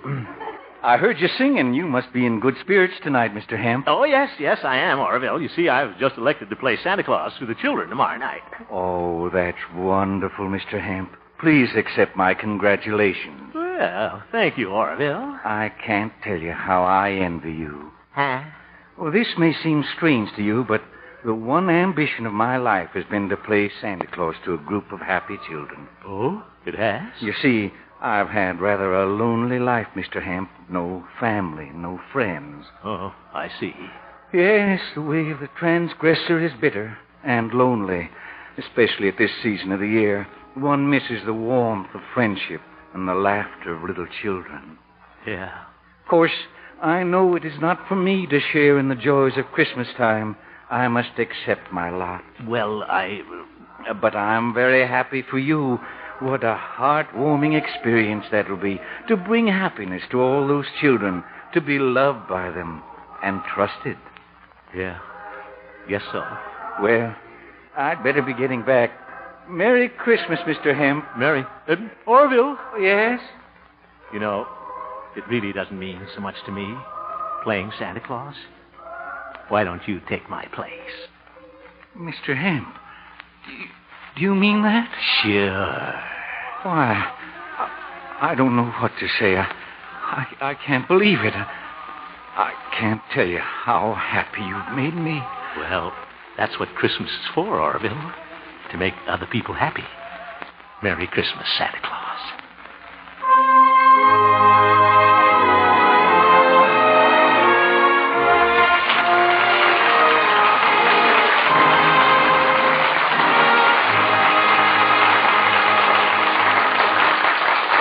We will return for the second act of our story, Honest Harold, in just a moment.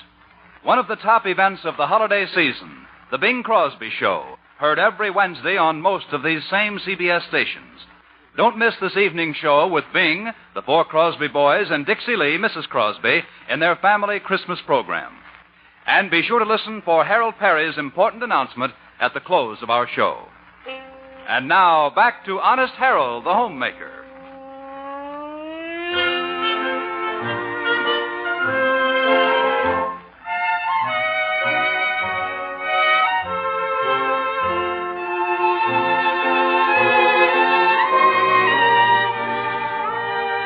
Well, there's a nice little glow in the heart of Honest Harold this morning. He gave up his chance to play Santa Claus at the children's Christmas party in order to bring happiness to a lonely old man. And Harold's feeling pretty happy himself. Or at least he was, until he got orders to report to the office of his boss, Stanley Peabody. Hemp, what's this I hear about you letting that ex-safecracker take your place as Santa Claus? Oh, you mean Orville? Yes.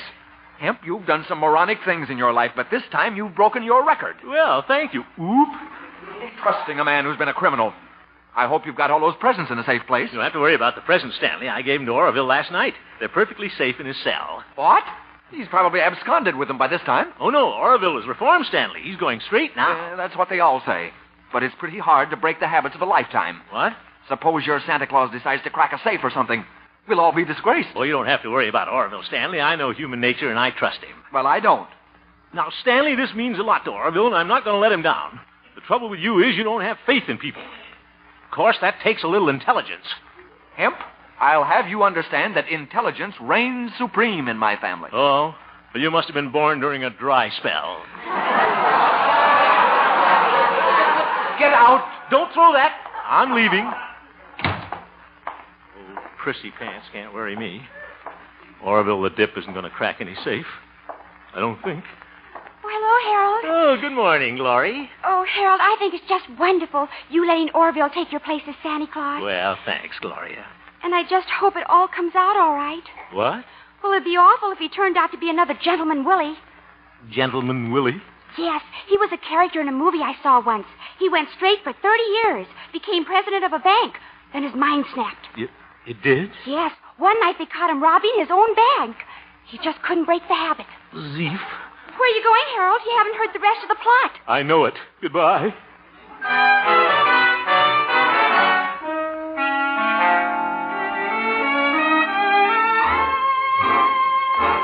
Wonder if I did make a mistake about Orville. Suppose his mind snapped. Like Gentleman Willie. Be awful if they caught Santa Claus cracking a safe. Oop. There he is. What's he doing? He's window shopping. Such a sweet face. How could anybody mistrust him? See, what store window was he looking in? Let's see. J.C. Penney, Frank the Gro... Whoop! He's window shopping in front of the bank. Better see what he's up to. I'll sneak up on him. Fine way to spend Christmas tailing Santa Claus. Well, I'll just walk. Well, hello, Mr. Hemp. Hello, Orville. What are you doing? Oh, just reminiscing. Oh? Used to have a lot of fun breaking into these small-town banks. Yeah, I bet it was a lot of laughs. See that vault in there through the window? Vault? Yes. I used to open those tin cans with a hairpin. You did? Yes. Got a hairpin on you? Well, I'll get you. What? Only joking, Mr. Hemp. Yes, in the old days, robbing this bank would have been a trifle. Uh-huh. I'd come down here when it's dark, pick the lock on the front door, whoop, walk in quietly, but shh. Now we come to the vault. We do? I turn the tumblers 2 to the right, 4 to the left, 3 to the right. Whoop, whoop.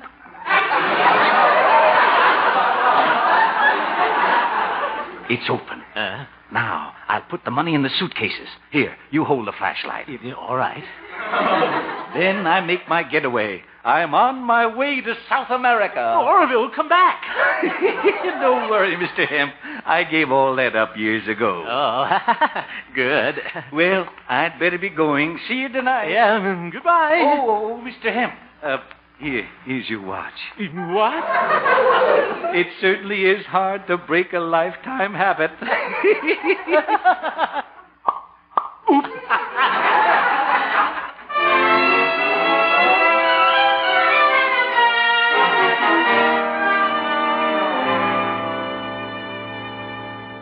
Harold.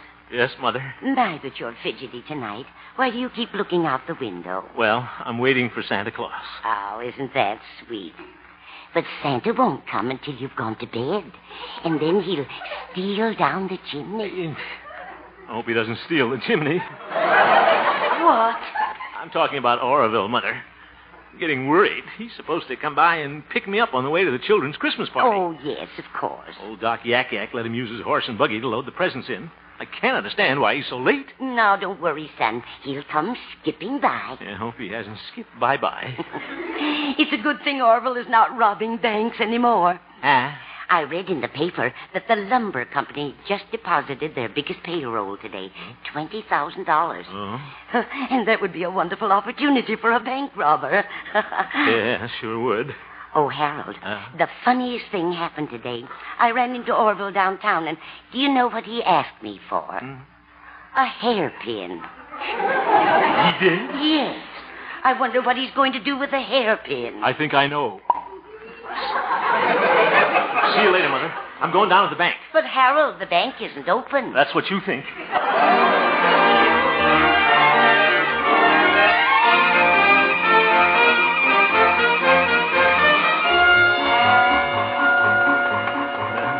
I've got to get down there in time to stop Orville. Brother, this is awful. Santa Claus, a bank robber. Just hope it's all a mistake. Oop, it's no mistake. There's a horse and buggy in front of the bank. Somebody's coming out of there. Santa Claus, carrying a big bag. Something tells me it's not full of toys. Getting in the buggy. Probably off to South America. Santa Claus, just a minute. Santa Claus, come back.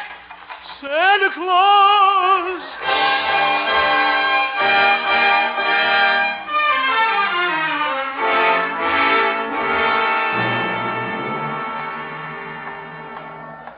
Oh, brother, what a Christmas party this is going to be. Got to tell Pete the marshal about Oroville robbing the bank. How am I going to explain this to all those little children? I can't tell them Santa Claus is on the lam. Their whole Christmas will be ruined. It's all my fault. Thought if I showed Oroville I had faith in him and believed in him. Well, guess I was wrong. Listen to those children in there.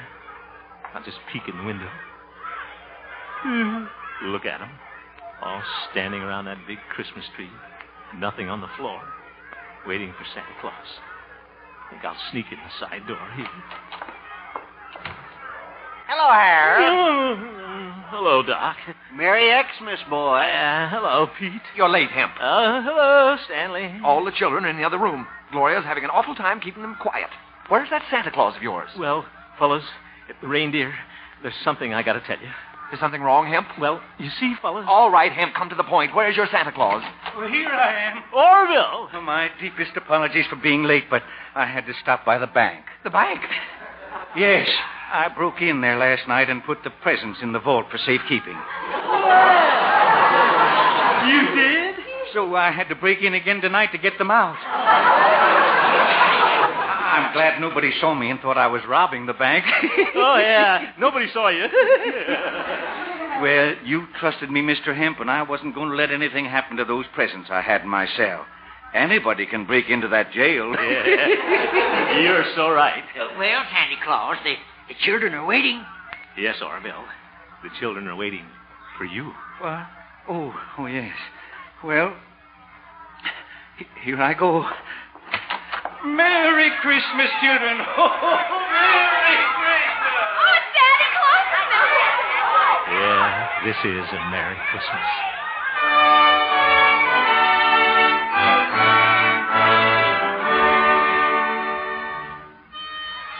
Fellas, reindeer, look at all those kids so happy with their toys. Yeah. And look at that little fella playing that drum. Ain't that a doozy? Brother Reindeer, it looks like our Christmas party's a big success. Yes, certainly is, Doc. And Orville. Yes, Mr. Hemp. I certainly want to thank you for being such a wonderful Santa Claus. Mr. Hemp, I can't tell you how much tonight has meant to me. I'll never forget those little children. I'll carry their laughter in my heart as long as I live. And I owe it all to you. Thanks. Thanks very much. Don't mention it, Orville. And I want to thank you, too. You've taught us all something. That we should never lose our faith in the goodness of people. Oh, Harold, they're all ready for you to sing your Christmas carol. Oh, all right, Gloria, just the way we rehearsed it. Excuse me, Orville. Oh, come, all ye faithful, joyful and triumphant. Oh, come ye to Bethlehem.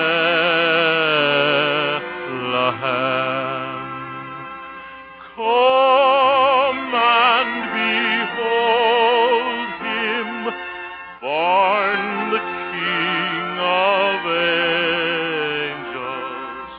Oh, come, let us adore him. Oh, come, let us adore him. Oh, come, let us adore him. Christ the Lord.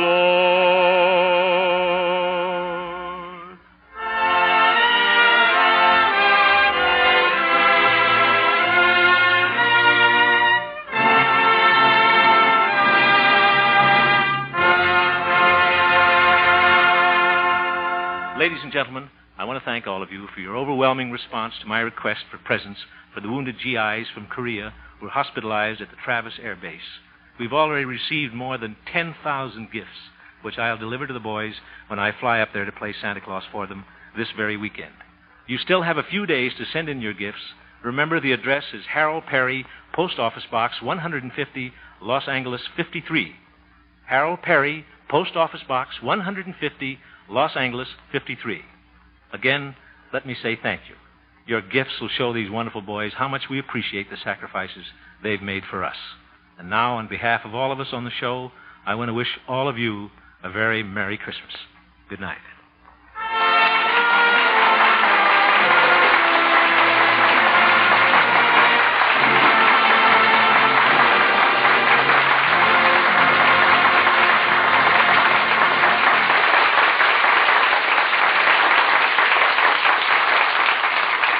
Ladies and gentlemen, tomorrow evening, Dennis Day is starring on Suspense, playing a chap who needs money to buy his sick wife a Christmas present. It's a brand new kind of role for Dennis, so don't miss him in Christmas for Carol on Suspense tomorrow evening. On CBS Thursday night Hallmark Playhouse, you'll hear again the story of how Silent Night came to be written. Stay tuned now for the Bing Crosby Show, which follows immediately on most of these same CBS stations. This is Bob Lamont speaking.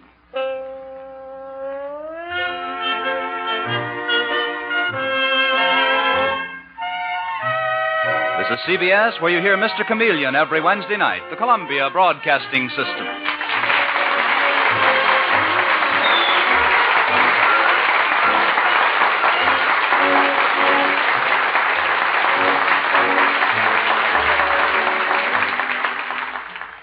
"75 years ago, December 20th, 1950, the Harold Peary Show on Classic Radio Theater with Wyatt Cox. Harold Peary got his start as Gildersleeve through Fibber McGee and Molly. And we'll hear a quarter hour with them next on Classic Radio Theater with Wyatt Cox.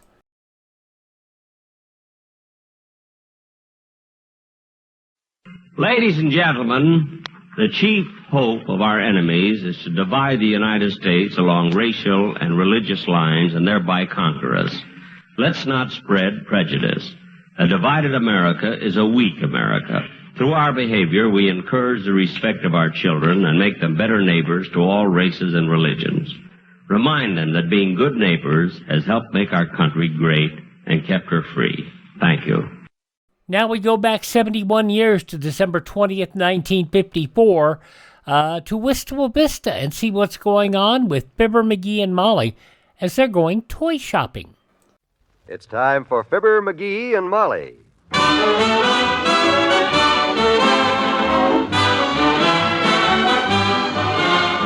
Sundays through Thursdays, NBC brings you Fibber, McGee, and Molly transcribed. The show is written by Phil Leslie and Ralph Goodman and directed by Max Hutto.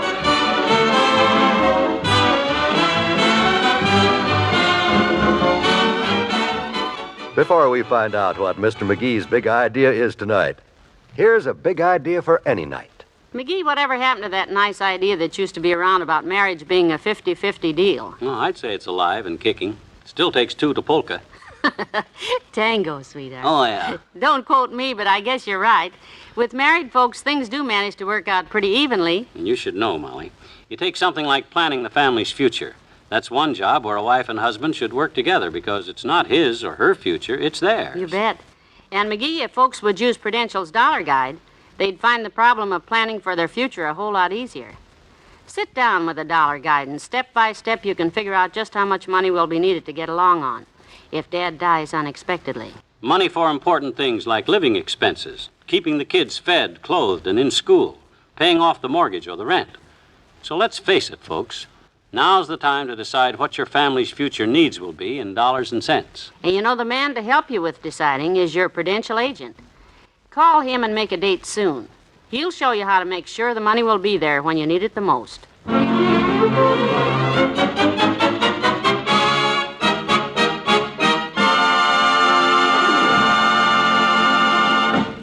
Among the crowd of shoppers in downtown Wistful Vista this morning are Mrs. McGee and her husband, Fibber.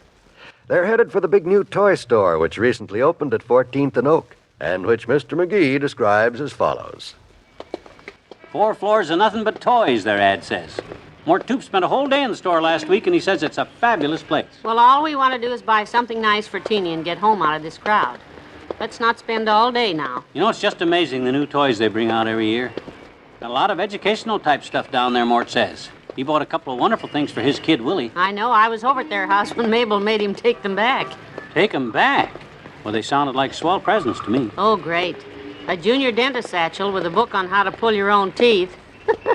And an H-bomb assembly kit with 5 pounds of uranium. Cute. Well, come on, let's go in. Here we are. My, will you look at this place? Just look at all the toys. Yeah, that's what Mort Toop said. They import toys from all over the world in every place. Well, now, if we don't find something nice for Teeny here, we won't find it anywhere. Look at all the playground equipment over there. Look at that sliding board with the escalator on the side of it to take the kids back up. Boy, isn't that a dilly? Probably costs a fortune. Look at the seesaw, the one over there. Yeah, I never saw a seesaw like this one. Says, is your child an only child? Do his friends all hate him? He can live alone and like it with this beautiful motor-driven seesaw. Will you... Motor-driven seesaws. My goodness, what'll they think? No, McGee, don't get on it. I won't hurt it. I just want... No, you'll break it. Come on now. Oh, gee whiz, Molly. I never had a motor-driven seesaw when I was a kid. Always wanted one, too. That one's imported from Italy. Come on, McGee, down this way. We'll find something nice. Hey, look at kiddo. Look over here. Flying saucers. Oh, boy, how about that? Isn't that cute? Big enough for a child to sit in. What does it say there, stamped on the side of it? Can you make it out? Says, made in Mars by Martian. Don't touch it. Mm-hmm. Get away from it. Heavenly days, these people import from everywhere, don't they? All over the world and every place. Oh, look at the beautiful dolls, McGee. Wouldn't Teeny love one of these? Oh, she'll get all kinds of dolls from her relatives, Molly. Let's get something different. Oh, yeah, but look at this one. It's almost as big as little Teeny. Mm-hmm. Wait till I pick it up and see if it's a mama doll. It ought to say... My name is Dolly Darling. Are you going to be my new mama? Huh? Heavenly days. What? I have records inside of me, and when you pick me up, it starts my mechanism, and I can say anything you put on the record. Oh, my gosh, how do you like that? Oh, wouldn't Teeny love something So like... tell your daddy you want me for Christmas. I sell for only $67.50 with 12 extra records. 67. Set it down, Molly. Set it down quick. That's too doggone expensive. I should say so. That's what everyone says, but I'm so cute, How do you like that? A doll with a built-in sales talk. Come on down this way. Oh, that little doll seems almost human, doesn't it? Yep, I hope we don't make her sore putting her back and not buying her. She's liable to pick up one of them bows and arrows and... Ow! Who did that? Who shot this arrow? Good heavens. Here. It's only a suction cup on it. Hold still, I'll get it. Oh. There. You don't think the doll actually did that? No, it came from the other direction. I read it, kids. Hey, lady! You shouldn't let your kid fool with them bows and arrows. What's the matter with you? Oh, McGee. My little boy didn't do that. Well, it came from your direction. It was his father. Oliver, get out from under that counter. How many times have I told you? Oh, that poor woman, I know just what she's up against. Well, come on, let's pick out Teeny's present and get the heck out of here. Guy could lose an eye around this joint. Here comes a salesman now. How do you do? Can I help you? You sure can, bud. Let me have one of them space A helmets. space helmet? Oh, McGee, Teeny has a half a dozen of Yes, those. sir. Here you are, sir. Shall I gift wrap it? No, I'm going to wear it. At least till I finish shopping in here. A guy could get his head shot off without protection around here. And if I'm going to find Teeny a present, I got to wear it.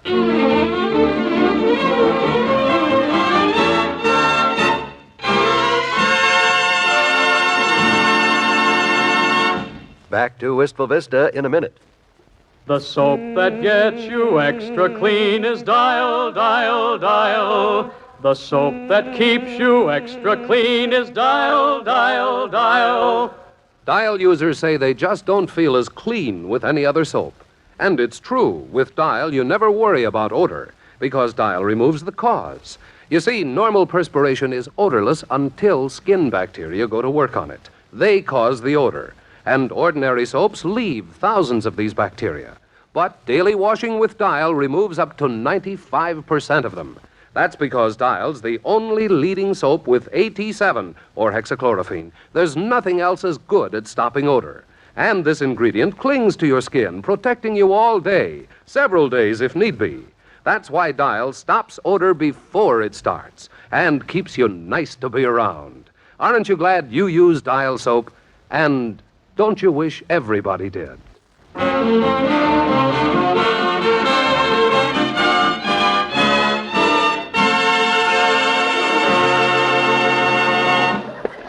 You don't like the toy kitchen either, with the electric stove that really cooks? Nope. And, well, then, how about this fire engine with the automatic push-button ladder? It has a hose that squirts real water. Well, I don't know. Oh, it's a very popular item with the children, sir. We've sold literally hundreds of them, and I think... Skip it, then. Skip it. I told you before I want something different for this little girl, Bud. Not some toy that every kid on the block has got one just like it Christmas morning. Yes, sir. I must say that for a store with as many different toys as you got in this store, you're not doing a very good job of finding what I want. Is he, Molly? Molly. Molly! Your wife is in the furniture department, sitting down. Resting, I imagine. Oh, well, I don't blame her. I'm getting a little tired myself. But I'll stay with it, so you just keep showing us stuff. Yes, sir. Keep showing us stuff, he says. I've showed him 7,000... McGee, haven't you found anything yet? We've been around this whole store 3 times, and I'm tired. Well, so am I tired, too, but you know how Teeny looks forward to her present from us every year. What was the matter with that lovely little doll we saw? Not the one with the records inside of her, the one with the real hair and the set of hair curlers. Oh. So she can put it up in a wave every night. Little girls love to imitate their mothers, and Teeny... That's no good, Molly. You know how she always brings her toys over to me for me to show her how they work and play with them with her. Can't you just see me holding them curlers in my teeth and trying... Well, I wish you'd make up your mind on something. We've been here 2 hours now. Oh, I'll find the right present, don't you worry. Okay, Bud, what else you got to... where'd he go? That salesman, where'd he go? Is that him way down there heading for the front door? Oh, yeah. Hey, Bud! Hey, you come back here. I'm not through with you. Out the door and down the street. Hey. Well, by George, this is some service when a salesman deliberately runs out on a customer and... Floor walker! Hey, floor walker! Who's in charge here? I'd like some service around here and...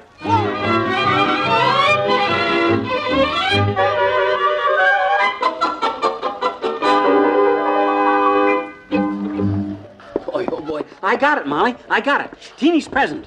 Yeah, way up there on the 4th floor, I found the exact perfect gift. Well, thank heavens at last. Well, let's go home. Oh, wait till you see it, kiddo. She'll love it. I won't unwrap it till we get home to show it to you. It's just terrific. Brand new, and it's real unusual. All right. What is it? It's a machine gun. A what? After all you said about dangerous weapons? Oh, this ain't dangerous. As long as you got plenty of bicarbonate of soda around the house, this is okay. Bicarbonate? What are you supposed to... It shoots popcorn. You see, you pour kernels of corn down the barrel, and then you plug in the electric cord, and pretty soon it heats up, and then you crank a little handle on the side of it, and bam, bam, bippity-bam, out comes popcorn. No. Yeah. Oh, how did they think these up? She'll have a lot of fun with this thing, and I can help her, too. Only 2 helpings, though. And I want to be there every time you and Teeny use it. No shots in the dark. Okay. Boy, will she be popular with the other kids when she shows them this thing. Bam, bam, bippity-bam, popcorn. Yeah, you told me. Now, come on, let's get out of here. Okay, watch the door. Thank heavens this is over. I'll be glad... Oh, look who's on the corner over there, Dr. Gamble. Oh, and the old timer. What are they waving their arms about? Looks like they're arguing or something. How about that? Listen.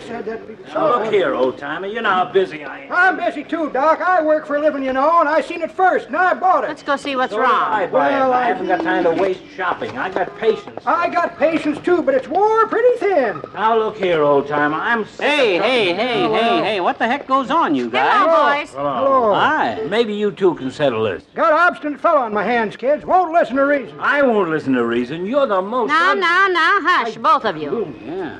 Gee whiz, boys. I and Molly are pretty wore out ourselves from a hard day shopping, but if you'll just tell us your problem, we'll try to solve it for you, won't we, Molly? Yes, now one at a time, please. Which one? Well, we'll have age before beauty, old timer. So you tell it first, Doc. Thank you. Very simple.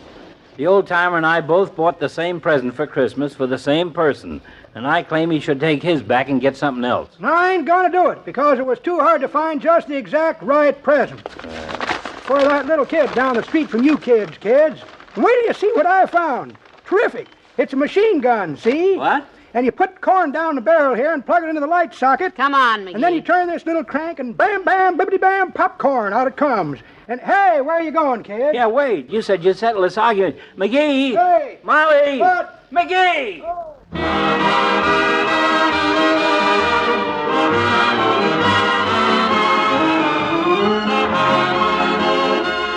Fibber and Molly will be right back. Tomorrow night, when you hear these words, Lux presents Hollywood, you can count on a full hour of top-notch listening to follow.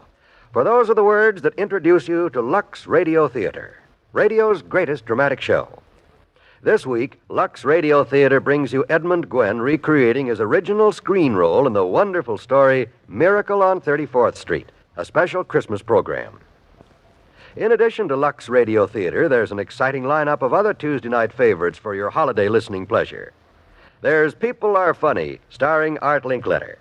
Dragnet, with Jack Webb in his famous role of Sergeant Joe Friday. Our own Fibber McGee and Molly. And the great Gildersleeve, the pompous but lovable Water Commissioner of Summerfield. It's the biggest Tuesday night in radio. Lux Radio Theater, Dragnet, People Are Funny, Fibber McGee and Molly, and the great Gildersleeve. How can you go wrong with a lineup like that? It's all yours every Tuesday evening here on NBC.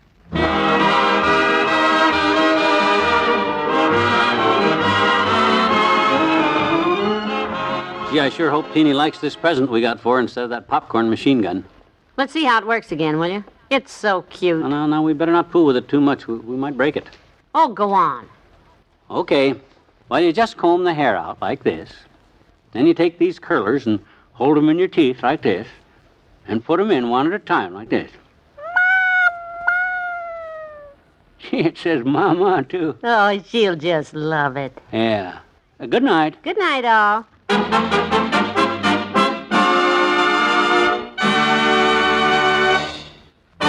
Fibber, McGee, and Molly is an NBC Radio Network production transcribed, with Bill Thompson as the old-timer, Arthur Q. Bryan as Dr. Gamble, and Colleen Collins as the doll. This is John Wald inviting you to listen again tomorrow to Fibber, McGee, and Molly.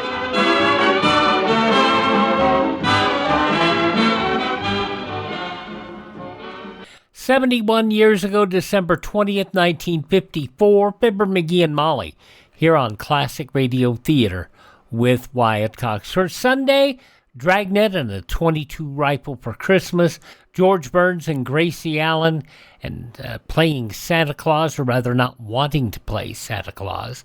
And then Suspense, Raymond Burr as an ex-con, Out for Christmas. And the Aldrich Family, Bobby Ellis, The Day Before Christmas, and Lum and Abner. That's all coming up on our Sunday edition. We'll see you tomorrow for more Classic Radio Theater. Thanks for being with us. See you tomorrow. I'm Wyatt Cox.